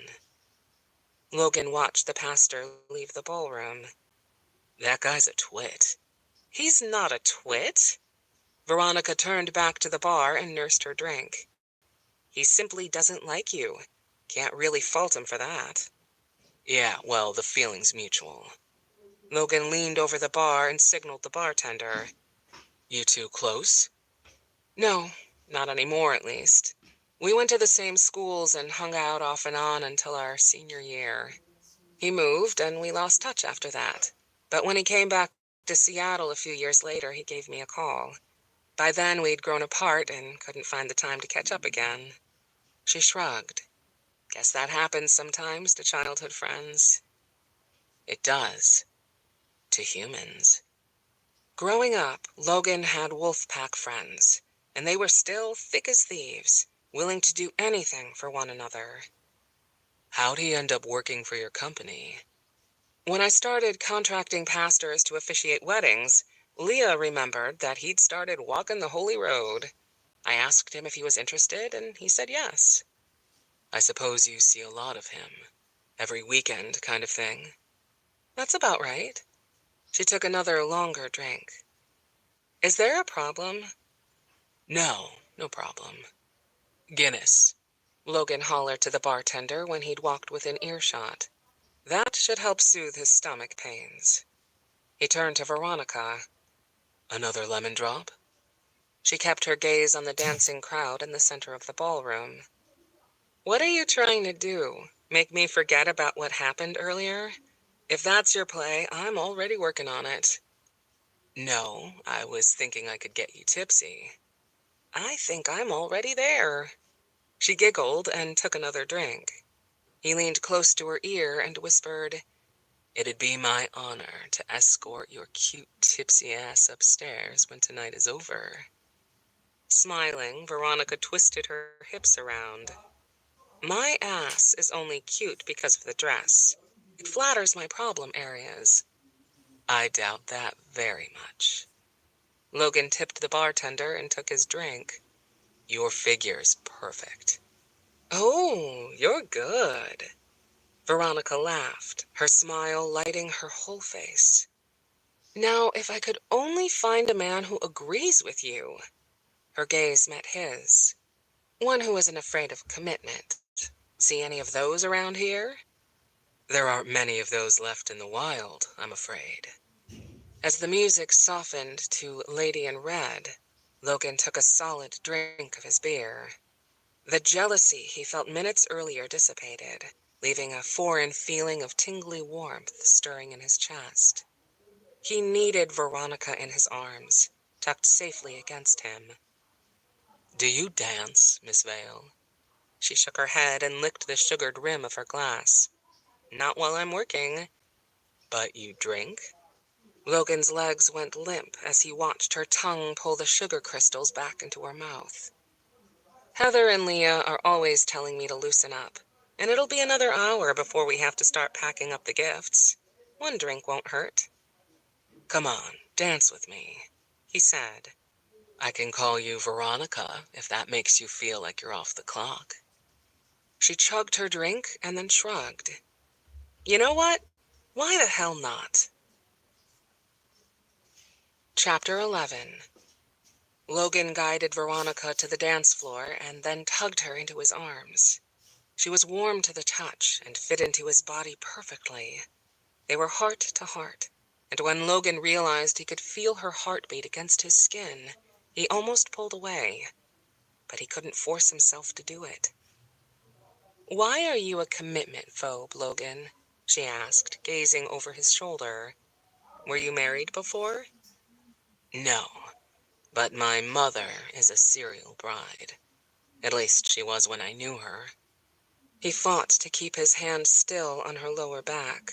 He longed to rest it on her ass, or slide it up and tangle his fingers in her hair. Each time she got married, she seemed happier at the wedding, and blindsided when they divorced. It was all a show. One big show for friends and family. Dancing in a slow rhythm, Logan spun Veronica around and couldn't help but notice the couples who looked genuinely happy. But they weren't. They couldn't be as happy as they pretended to be. Veronica adjusted her arm over his shoulder to hold him tighter. Did she even realize it? Did she feel the same pull to him that he did to her? Some weddings are a show, yes, she said. But others are a true declaration of undying love. Maybe your mother hadn't found the right person. Most of the time, there is no right person. The words slipped out. Just cardboard cutouts that people place beside themselves so they won't feel lonely in their own skin.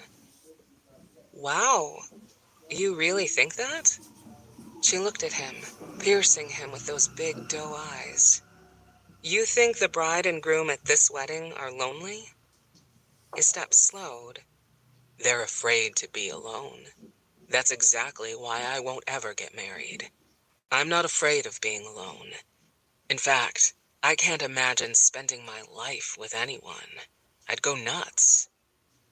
Especially someone who would spend every spare second telling him how much she hated wolves. Fate had a whacked sense of humor. If you think that, then I'm sure your wish will come true. Veronica's hand drifted to the back of his neck. Chills gathered at the base of his skull as her fingers traced the edge of his hairline. If there's any fear, it's not for being lonely. It's fear of being vulnerable. Today is the day when they pledged their life to another. I think this is the day when this couple will love each other the most, and that's bull, Logan said, his feet going still. He gazed deep into Veronica's eyes, unable to shake the feeling that she was pulling him in. Their wedding day is the day they should love each other the least. Their love should build from here, not fade. Her lips parted, and her brown eyes sparkled. Veronica rose up and caught his mouth, startling him. Her lips brushed his, a silky caress that forced Logan's eyes to roll back and his hand to skate up her back.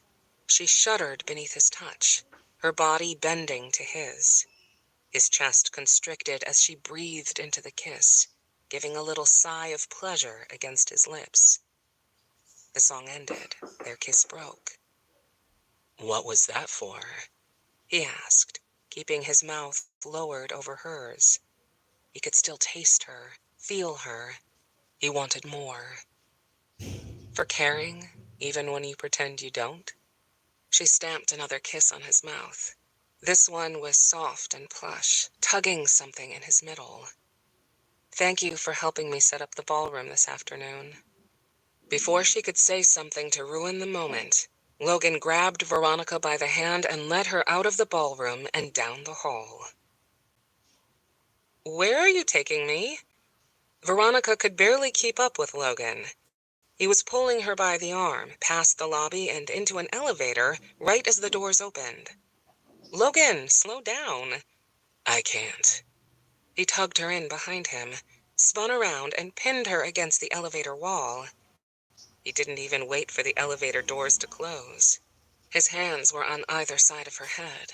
The thick length of his thigh was pressed between her legs, spreading them apart. He was leaning over her and breathing hard. Splaying her hands against the glossy wall, Veronica gazed up into his steel-gray eyes. He was barely hanging on to a thread of control, barely restraining himself from doing... what, exactly? I can't slow down, he said, almost to himself as the doors hissed shut. Why can't I slow down with you? He punched a floor number, and they were off. If that's what you really want, you could start by removing your leg from between my thighs. Logan sucked in a clipped breath, then lowered his mouth over hers. If you say thigh again, you may break me. Smiling, she whispered, Pussy Willow. He crushed his mouth to hers, sending her stomach whirling. His tongue penetrated her mouth, exploring deep and wide with urgent strokes. His kiss tasted of passion, of claiming. Veronica leaned back, her heart fluttering as Logan tunneled his fingers through her hair. You should wear your hair down more often, he said against her lips. It's sexy as hell. I've been wanting to run my fingers through it all night. She kissed him again, deeper. He smelled so good, masculine and fresh. His hand skimmed up her back, and when he reached her hair, he pulled, arching her into him. He groaned and deepened the kiss, slanting his lips over hers. Their mouths parted abruptly. Veronica reached out for him, but he took a step back and slammed a fist against the stop button. As Veronica held onto the rails for dear life, a laugh bubbled out of her. The elevator jerked to a halt and jiggled a bit on its wires. The lights dimmed, giving off an amber glow that illuminated the strong angles of Logan's face. Seizing the camera in the corner of the elevator with one hand, Logan ripped cords from its base with the other. He tossed the wires to the floor and came at her again. He roped his arms around her waist and kissed her. There was no gentleness, no slowing down. His tongue was eager, searching the deep, wet recesses of her mouth. Stomach somersaulting, Veronica matched him stroke for stroke, and moaned as her heart clenched with a thud. She clawed the wide breadth of his shoulders and trailed her hands down his back. Hold on, he said, pressing his palm flat against her stomach. His chest rose and fell in heaves as he tried to catch his breath. I think I should. There's something you should know about me first. I've already seen you buck naked, and believe me, you've got nothing to be shy about. She hauled herself against him, capturing his mouth in a wet kiss. His body slid against hers, rough, greedy. Her lungs came up empty as his hands explored the curves of her body, and his mouth moved fiercely over hers. He palmed her breast and skimmed his thumb over her nipple. Her bra was lace and covered little, making every touch heightened as his thumb moved the lace over her skin. Her body trembled with want. Wait, I want more of this, he mumbled against her lips. Then why do you keep stopping? Because if we're going to keep doing this, you have to know that I'm... She nipped at his lip and suckled it into her mouth, shutting him up. I want you, just as you are, whether it's one more minute, one more time, or one more night. His mouth caught hers on a groan. His fingers twisted in her hair, tugging and pulling at the base of her neck. He kissed her cheek, her chin, her neck. His mouth was hot on her skin, and as his tongue shot out to trace her collarbone, Veronica moved out of pure reaction, slamming her hands against his shoulders and driving him backward. He hit the opposite elevator wall and smiled as she nailed him with another smoldering kiss. She skated her hands over his body, relishing in the contact, the heat. As she raked her nails over the grooves of his abs, his stomach tensed and his muscles pulsed. Her hands drifted lower, and she cupped the bulge in his pants. Touch wasn't enough. She needed to take him in her mouth. She'd never had the urge before, not this strongly, at least. If she didn't touch him skin to skin, she was going to burst. She ripped at his collar, desperation setting in. I could tear this tux right off your body. Slow down, sugar. I can feel your heartbeat. His hand lay over her breast. It's pounding like a jackrabbit's. My heart isn't there. She half laughed and arched into his touch. But close. As he stripped off his tie and went to work unbuttoning his shirt, Veronica closed her mouth over his again. "Hurry," she gasped into his mouth as moisture pooled between her legs. "I'm so hungry for you." He pulled back, some sort of recognition sparking deep in his eyes. "No way, you're not pulling back now." She grabbed a fistful of his hair and smashed her lips against his. Her skin was burning. Her legs and arms were not her own. On a throaty moan that rippled through her, Logan jerked his shirt out of his pants and shook his arms out of the sleeves. In the dim lights of the elevator, Logan's skin looked golden, warrior-like. He was hard as a rock and larger than life. She dropped to her knees, unzipped his pants and yanked them down. She nearly gasped at the sight of his erection as it bobbed out of his pants. A desperate spasm of want shook her to the core. Licking her lips, she took his shaft in her hand and then flicked her tongue over his engorged tip. His hands found the back of her head, but he didn't push or urge her on. His fingers were ghosts of pressure, skating over her hair. "Veronica, you don't have to do this," he said. But as she took the thick length of him in her mouth, he groaned so deep and loud that it shook the walls. She worked her mouth over him, up and down, adding pressure to the base of his shaft when his fingers began to clutch handfuls of her hair. "Baby," he moaned, "that feels amazing." Every sensation was new, every feeling of pleasure heightened. Being completely in tune with the sensations surging inside him, it was as if Veronica's own pleasure was doubled. Every time she sucked, licking in a slow, thick line around his tip, Logan's backside clenched and he gasped for air. When the base of his spine tightened, balling with tension, waves of pure, brilliant pleasure sparked through Veronica's body, warning that her peak wasn't far away. "You have to stop," he said, his stance widening. "If you want me inside you, you have to stop now." She'd never wanted anything more. Veronica rose from her knees and backed away, then lifted her dress over her head and tossed it onto the elevator floor.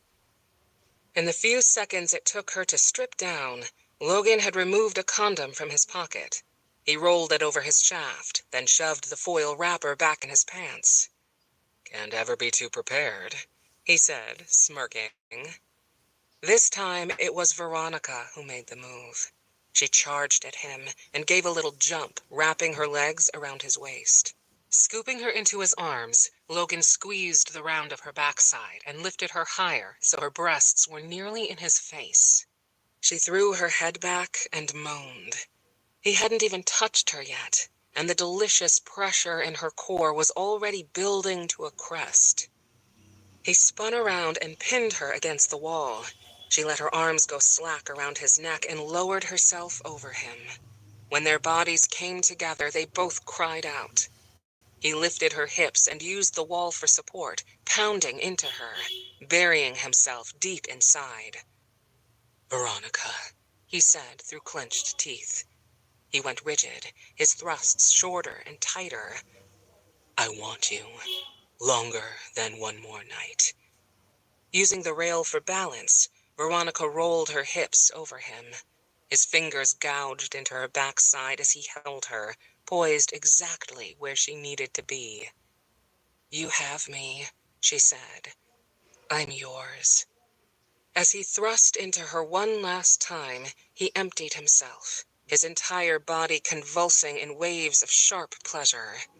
She followed him over the peak, a cry ripping from her lungs as sensations in her core trembled, tightened, and exploded in a rich flood of rapture.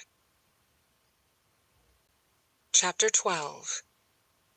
Veronica couldn't stop giggling. She leaned into Logan's arm as the elevator door swept open and let him lead her into the lobby. Could everyone see that she was glowing? Could they tell she'd just had the most amazing sex of her life in an elevator? She nuzzled into the warmth of Logan's embrace and sighed. What just happened between them was more than sex, so much more. Now she just had to figure out if he felt the same way. "Take a walk with me?" He tugged her against him. "I was thinking we could get a room," she said. "Let's talk first." Talk.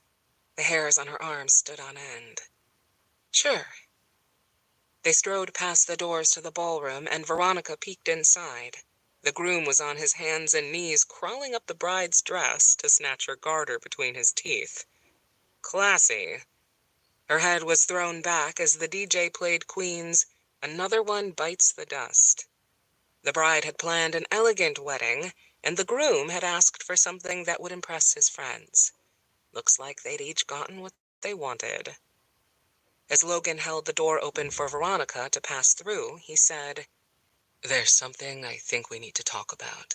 Something you're not going to like. You may not have let me talk about it back there, but you can't distract me now." She looked up at him. "Why is it every time we're intimate you have something important to tell me?"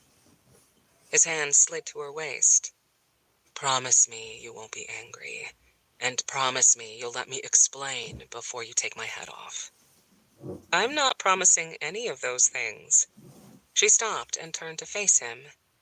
"What's going on?" He took a deep breath, and his expression went flat. He scanned the street over her shoulder, then pulled her behind him. "Veronica, I want you to go inside and lock yourself in the bathroom." She tried to look around his shoulder, but he was too large. "What?" "Just go." He pushed her, and when she backed away, she saw something in the gap between Logan's arm and his body. A mountain of auburn fur and snarling teeth was walking right toward them. Its back was hunched, its ears flat, and its gums were lifted to reveal a set of teeth dripping with saliva. She gasped and backed away, though she couldn't get her brain to tell her feet to run. The wolf was the most hideous thing she'd ever seen. Was this her stalker? The one who'd let himself into her house and in all likelihood watched her while she slept? Was his plan to meet her at this wedding all along? She could kill him right now, if she wasn't afraid for her life. "Logan, come with me," she whispered as the wolf stalked closer. "Let's go inside and get help." "I can't. The wolf can smell you on me. He knows what just happened, and he's challenging me for you. If I leave, it means I admit that he's the stronger wolf, and he's won." "What?" She shrieked and tugged on Logan's arm. "How the hell do you know what he's doing or what it means?" He craned his neck around to stare at her. His eyes had darkened from liquid silver to burnt charcoal. "I'm sorry. I should have told you. But now you need to run." "Should have told me what? Logan, what's happening to your—" Right before her eyes, Logan shifted. His back hunched until he ripped the seams of his tux down the center. He got bigger, stronger. He dropped to all fours, his head gnashing from one side to the other as the shift took full effect. She backed away slowly. This can't be happening. Can't be happening. Logan's tuxedo fell to the ground in shreds, and long strands of fur blanketed his body. His back rounded and lengthened, and his neck bulked up. He was massive. If she'd ever seen a wolf that could kill someone with a single snap of its jaws, Logan was it. What was she saying? She'd just had sex with a wolf. Her sister had lied to her. Holy hell, she was going to pass out. Air wheezed from her lungs as her back hit the door of the hotel. She'd trusted Logan to watch over her, to protect her from one of his own kind. Oh God, she'd been so stupid. She couldn't trust him. He'd been playing her for a fool. The ginger wolf lurked closer, his gums pulling back the closer he got to Logan. On some instinct she'd never had before, Veronica stepped forward. "No, don't," but she couldn't finish. What was she going to say anyway? Don't hurt him? Logan peered over his shoulder and his gums dropped to cover his fangs. His eyes were deep gray, his snout fuzzy and wide. He almost looked exactly like the Logan she knew from before. She screamed as the wolf with the auburn hair hurled himself at Logan. He struck with his paws, slicing for Logan's neck as he came down on top of him. Logan bounded out of the way at the last instant, charging around a tight circle to get a bead on the other wolf. The fight spilled into the street. Where was the security team? Wasn't there anyone who could call the police? This guy was crazy, and he just attacked them out of nowhere. Wolf, she corrected, her legs giving out as her back hit the door. This wolf was crazy. She couldn't just stand there. She had to do something. Her body ached to propel into action, to save Logan, even though he didn't look like he needed any help. She scanned the street. Cars passed by 2 streets over, but the hotel was on a quiet cul-de-sac, hidden from plain view. "Help!" she shouted. "Somebody help us!" Howls echoed from all around them. Down the street, behind the hotel, the sound resembled a siren, a warning. Logan and her stalker continued to fight, clawing and scraping at each other's noses, biting into each other's neck and side. A glint of light shone from the ground, catching her eye. 3 empty wine bottles had been tucked behind the concrete planter box that flanked the front door. Without thinking, she chucked one at the ginger-haired wolf. It hit true right to the wolf's side. He didn't seem to feel a thing. She gripped the necks of the other 2 bottles, raised them over her head, and chucked them as hard as she could. One hit the amber-haired wolf, and the other hit Logan, square in the nose. He howled and twisted his neck around to glare at her. She shrugged, hands empty. "Hey, I'm trying to help." More howls, this time closer. Shaking off the blow, Logan sprang off the ground and chomped at the auburn-haired wolf's neck. Logan moved with such lightning-quick speed, the other wolf had little time to react. He tried to dodge the assault, but Logan's mouth was too large and he was moving too quickly. The auburn wolf didn't stand a chance. It all happened so fast. Logan latched onto the auburn-haired wolf's neck and shook. Blood spattered everywhere, spilling into the street and pooling in the gutter. The wolf howled and kicked his back legs, fighting to slip free from Logan's killer grip. They edged closer to Veronica, but she was frozen in fear. Forcing her legs to move, she made a clumsy attempt at a sprint around the planter box. The wolf bounded off the ground and rammed into Veronica's side. She lost her balance and slammed into the wall. Her head snapped back, hitting the brick and causing lights to dance in front of her eyes. Chest tight, Veronica couldn't catch her breath. She put her hand over her breast and tried to calm her racing heart, but it pounded anyway, right against her hand. Her head swam and her vision fuzzed. Focus on the fight in the street. Just focus. Little by little, the auburn-haired wolf worked his way free. He bolted the second he dropped from Logan's jaws. Logan chased after the wolf and disappeared around the corner. She was going to pass out. Right here in the street, where everybody... The darkness won. Logan drove hard and fast. He thanked the makers of Lexus for putting a 5-liter 8-speed in his car. It could really get up and go when you put some heat to it, and he wanted to get out of Everett as fast as he could. Veronica started to rouse, so Logan turned down the radio. "It's going to be all right," he said, tugging her coat up her slumbering body. "It's all over now." He didn't want to tell her that it wasn't really over, but he couldn't bear to say the words yet. Soon, when she was ready, he'd have to tell her that the auburn-haired wolf had disappeared into an alley. The canine had been smaller than Logan, which meant he'd been more agile. He must have bounded over a fence and gone quiet. Logan couldn't find him, not even with his heightened sense of smell.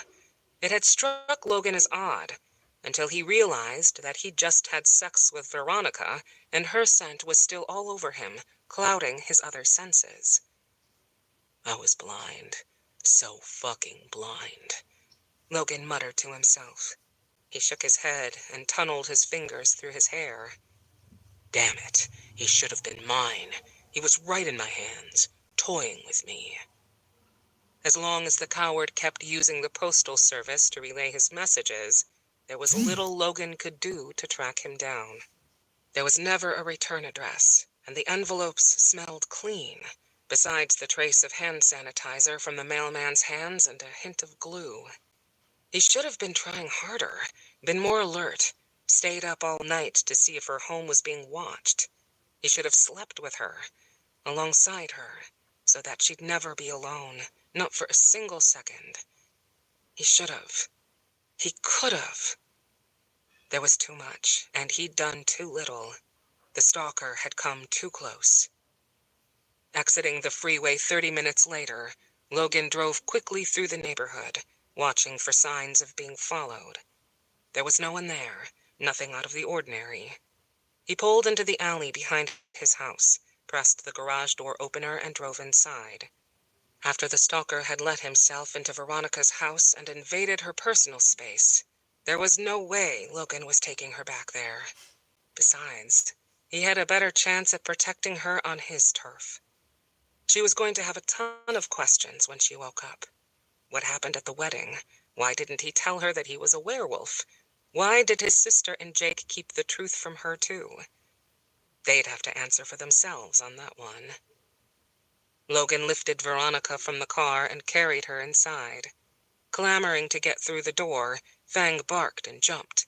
Logan kneed him gently, urging him down as he walked Veronica into his bedroom. Don't be mad that I brought you here, he said, lying her down on his bed. She wasn't awake and couldn't hear him, but talking calmed him down. He covered her with a sheet and drew the curtains closed. At least give me the chance to explain. He knelt beside the bed and took her hand. She was so soft and delicate. The big guy upstairs must have been laughing his ass off when he decided Veronica should be Logan's luminary, his soulmate and fated lover.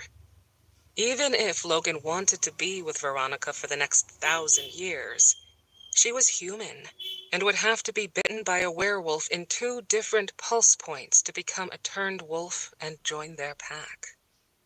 Born wolves like Logan and the majority of his packmates shifted at whim, usually when they got angry.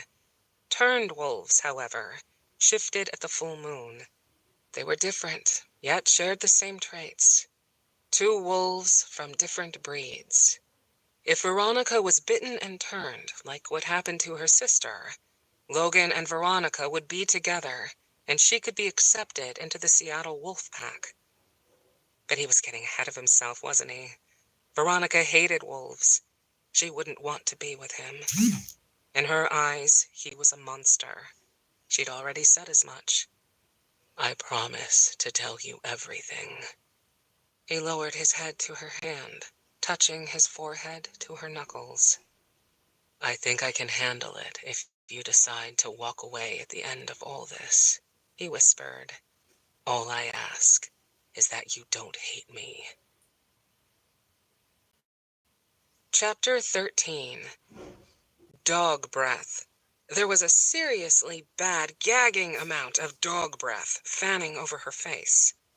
Peeling her eyes open, Veronica shrieked and jerked away from the golden retriever staring at her from the edge of the bed. The dog's disgusting tongue was lolling out of its mouth, hanging mere inches over the mattress. Its breath was rancid, as if it had been eating dead fish and took second helpings. Go, Veronica cringed. Shoo! The dog clamped its mouth shut and made a cute little meeping noise, kinking its head to the side, staring at her with sweet brown eyes. Okay, so you're kinda cute, she said, but you're drooling. Go! She fanned it away and shrank deeper into the bed. It barked, and Veronica covered her now busted eardrums. Wait. Logan's dog. Logan's bed? Clutching the covers to her chest, Veronica glanced around, half expecting to see leashes, dog bones, and rubbery chew toys lying around. Okay, so she hadn't ever seen a werewolf with any of those things, but she hadn't seen someone in wolf form before last night, so who knew what they enjoyed in the privacy of their own homes? She was pleasantly surprised to find none of those things. The king-size bed was in the center of the room, and two dressers flanked an open door that led to a bathroom with an oversized mirror hanging above a single sink. The walls were painted a cool shade of gray, and a black and white picture of Seattle's skyline hung over the bed in a chunky black frame. It was surprisingly nice. "Veronica?" Logan knocked on the door and started opening before she answered. "I'm coming in." She sat up quickly, her dress from the wedding catching on her backside. She yanked it up and checked her neckline as Logan pushed the door open wide. "What am I doing here?" she asked. "What happened after—" She couldn't finish. God, she couldn't even say what she really wanted to say. What if she made him angry? Would he lose control and turn into a werewolf? She was in his house, on his territory. She needed out. Logan leaned against the door frame and folded his arms over his chest. "It kills me to say it, but he got away." So he's still out there. She brushed her hands up and down her arms. "Not for long. I swear to you I'll find him. He'd use his super wolfy senses, no doubt about it. It sucks that he got away, but I shouldn't be here." The dog whimpered and licked for her hand. Its tongue caught the edge of her pinky and slimed her up. She wiped her hand across the sheet. "Could you take him out?" "Fang." The dog turned around. "Outside." Logan patted his leg one time. The dog flew past him. Deep in the house, a dog door flapped open and closed. "Your dog's name is Fang?" "What would you have named him? Old Yeller?" Aw, she'd cried her eyes out when that poor dog was put down. Now that Logan mentioned it, his dog did resemble the one from the film. "Can you speak canine? Is that why he listens so well to you?" "No." Logan smirked. "Dogs bark, werewolves howl. Two different languages. He listens because I paid a shit ton of money to take him to dog training classes. He finished top in his class." She didn't have time for this, but she had to tread carefully. "Listen, that's great and all, but why did you bring me here?" "You passed out." "I live across the street." She squelched the anger rising in her belly. She needed to keep calm so that he would keep calm.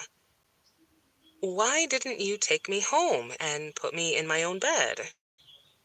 "I wanted to be able to watch over you," he said simply. "Believe it or not, I care about your safety." "Believe it or not," she mimicked.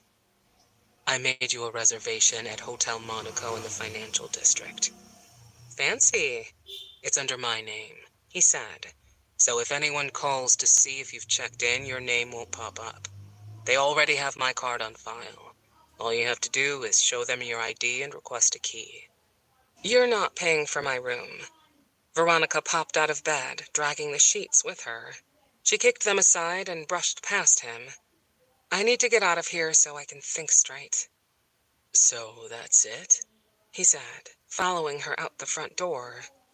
"You're not going to say anything?" "What's there to say?" As Veronica walked across his lawn, Fang started barking from somewhere behind his house.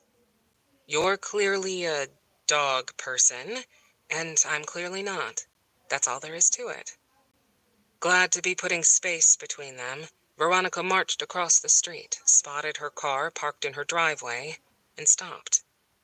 "Where's my stuff? My purse, keys?" She whirled around and found him right behind her. "What happened to the Sanchez wedding? I wasn't there to close everything down and to—" His hands found her shoulders. "I took care of everything. Heather and Susan broke everything down and made sure the hall was cleaned up before they left. I checked in with Susan about an hour ago. The bride and groom had no idea what went down outside. Susan said things are good. She shrugged away his touch from the warmth it gave. She remembered desperately seeking Susan Reinhardt and her over-enthusiastic interest in Logan. Of course they're good. If you're asking Susan anything, the answer is going to be sunshine and rainbows. Another flare of anger hit her hard. She's just your type. You should call her. I'm sure you saved her number in your phone. You might even luck out. I bet she likes rugged wolf men who are in desperate need of a shave. What are you talking about? His brow puzzled. Why would I call her and... Wait, what makes you think you know my type at all? Closing her eyes so she'd stop staring at him didn't work. She only pictured him in the elevator instead. She'd gotten freaky with a werewolf. A werewolf! What the hell was happening? She needed to talk to her sister. I guess I don't, Logan. Where are my keys? He dug around in his pocket and came out with them. Are you jealous? Don't be ridiculous. She reached out for them, but he jerked his arm back so the keys were out of reach. Give them to me. Why are you so worried about Susan and her number being logged into my phone? I've got a stalker out there somewhere who's probably really irked that I threw a wine bottle at him last night. She reached for the keys and was denied. Again. I'm not worried about Susan. It's not, by the way, he said. I don't care about you or Susan or whatever you decide to do together. She put her hands on her hips. Being out in the open, where anyone could see if he got angry, shifted, and tried to hurt her, gave Veronica a surge of boldness. Give me the keys or I give you a nutshot. How's that for caring? Your things are on the couch. He dropped the keys into her hand. When she was finally alone in the safety of her own house, Veronica realized this was the last place she wanted to be. As soon as she wrapped her mind around what just happened, she'd pack a bag, head to Hotel Monaco, and insist they charge the room to her credit card. Damn Logan and his pushiness. Damn him. Flattening her back to the door, Veronica slid slowly to the hardwood. She put her elbows on her knees and let her tears fall. Hotel Monaco was extravagant, beautiful, and luxuriously over the top. So she'd let Logan foot the bill. It was the least he could do. Anger did, in fact, taste of bitterness. Why didn't you tell me, Leah? You should have told me. Veronica was practically screaming into the phone. The more she paced through the hotel room, the more infuriated she became. Coco curled into her bed in the corner, completely satisfied with her new room. Good thing the hotel had an awesome pet policy. She wouldn't have left Coco behind. Jake said Logan was the best, Leah said. He said if he was going to trust me to someone, it'd be Logan. So I couldn't ask for someone better to watch over you. You should have said something. If you knew he was a wolf, if I'd told you from the start, would you have let him follow you around this week? Veronica fiddled through her bag and tossed her clothes into one of the drawers beneath the television. No, probably not. But you could have tried. You could have been here to tell me. Why do you have to be gone? Leah groaned. You know why I can't leave. My publicist set this whole thing up 6 months ago, and my book releases next month. If I bail out now, I'll lose this promo opportunity and lose face with my publisher. My flight gets in on Friday, so I'll only be gone another 5 days. It'll go by fast, I promise. You've already done a few stops, Veronica pleaded, pulling back the floor-to-ceiling curtains. The Seattle skyline took her breath away. It wasn't often she got to see it from this angle. Can't you come home early? Tell them you got sick or something. I could, but dang it, Veronica, I've worked hard for this. My life's in fucking danger, and you've left me in the hands of a psychotic werewolf. Keep your voice down, Leah said, her tone flat.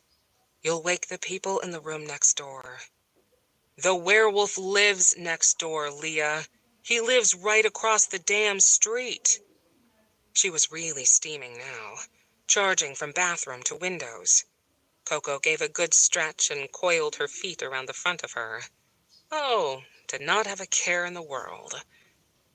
You know how I feel about them, and you lied to me. I asked you point blank whether Logan was one of you, and you said no. Hold the phone, bratty little sister. First of all, careful how you throw around those pronouns. I'm one of them now, so try to talk about them with a little less disdain. Second, I didn't lie to you. You asked me if he was a werewolf, and I said, and I quote, "No, Logan's not a werewolf." It's a double negative, and totally not my fault that you didn't catch it. Veronica chucked her cell onto the bed and kicked her bag to the corner of the room. That's not even a double negative, Veronica said, her entire body tightening as she clutched her phone once more. You didn't say Logan isn't not a... Ugh, whatever. Totally irrelevant. The point is, you knew what he was, and you didn't say a damn thing to warn me. Leah sighed.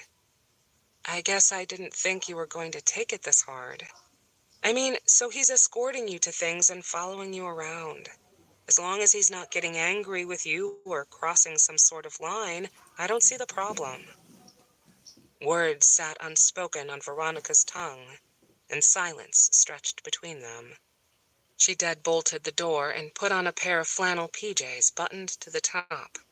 The mere thought of the stalker watching her while she was out cold the other night made her want to sleep in granny pajamas for the rest of her life.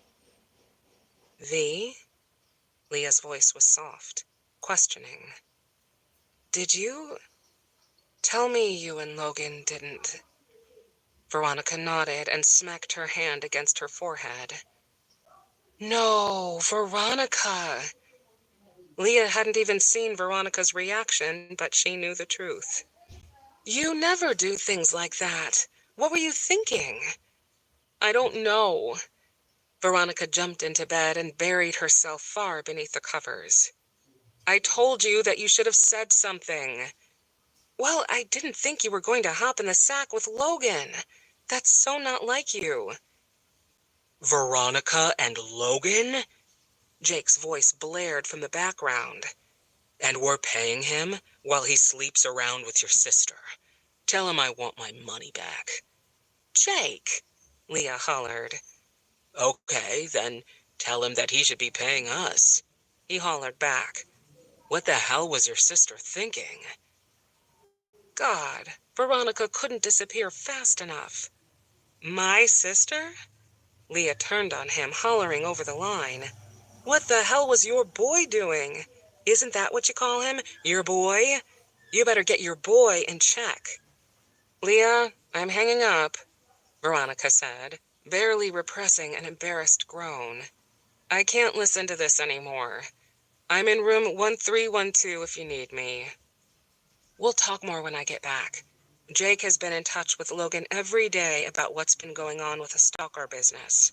But I'd like to talk to you about other things, too.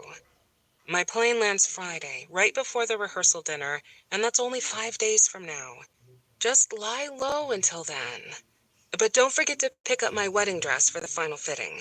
You're close enough to my size that I told the people at the salon to do the final check with you in the dress. Veronica was drained, completely worn out. I'm not even close to your size. You've got way bigger boobs than me. Boobs aside, we're so close to that same size that it won't really matter. The fitting is more to make sure the dress is seamed correctly with no showing threads or beads falling off. They know what they're looking for and it'll be fine. Like I was saying, lie low and get my dress, and the week will be over before we know it. Uh-huh. Sure thing. Veronica started as Coco jumped onto the bed and nestled into the crook behind her legs. See you then. V, she said softly. Yeah, not all werewolves are bad. I was attacked by a bad one, and a bad one is following you. But Jake and Logan have a pack full of werewolves who are just the sweetest people, if you'd get to know them. Do you even hear yourself anymore? Veronica mumbled.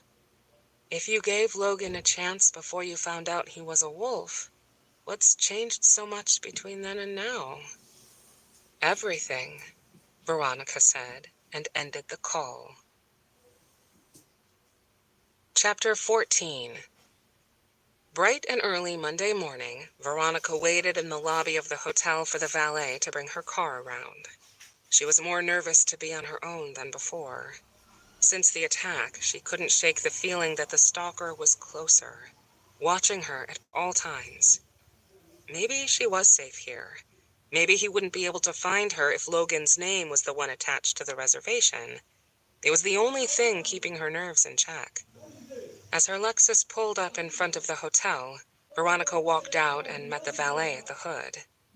Thanks, she said, and handed him a $5 tip. No problem, ma'am, he said. But instead of taking the money, he handed her a small white envelope. I found this beneath your windshield. Didn't want it flying away. He handed her the keys and walked inside to help another hotel guest, leaving Veronica on the sidewalk struggling to catch her breath. She knew what the envelope was and whom it was from before her fingers curled around the edges. Flipping it over, she read, "The future Mr. and Mrs." Oh my God, he found me. It was Leah and Jake's wedding invitation. She recognized the red ribbon decal lining the envelope right away. It was the same size, with the same rose bundle stamp that she'd ordered a month ago specifically for Leah's wedding. Hands beginning to shake, Veronica bent the edges of the envelope and peered inside. No wolf hair, no red bloodstains, no emerald jewelry. She sighed and pulled out the wedding invitation. It was exactly how she remembered it, but there was another card inside, the RSVP card.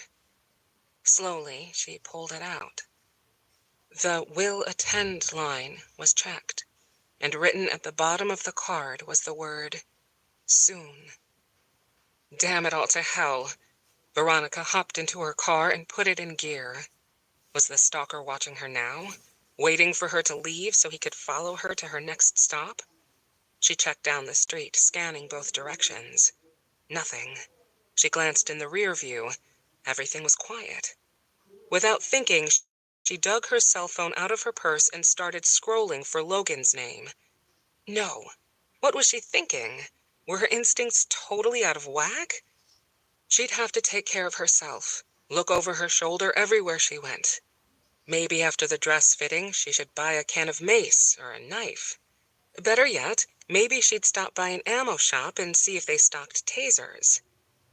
Thinking about her course of action, Veronica took off as fast as she could into town. Once she pulled into the Bridal Beat parking lot, Veronica got her things ready before opening her door. She took a deep breath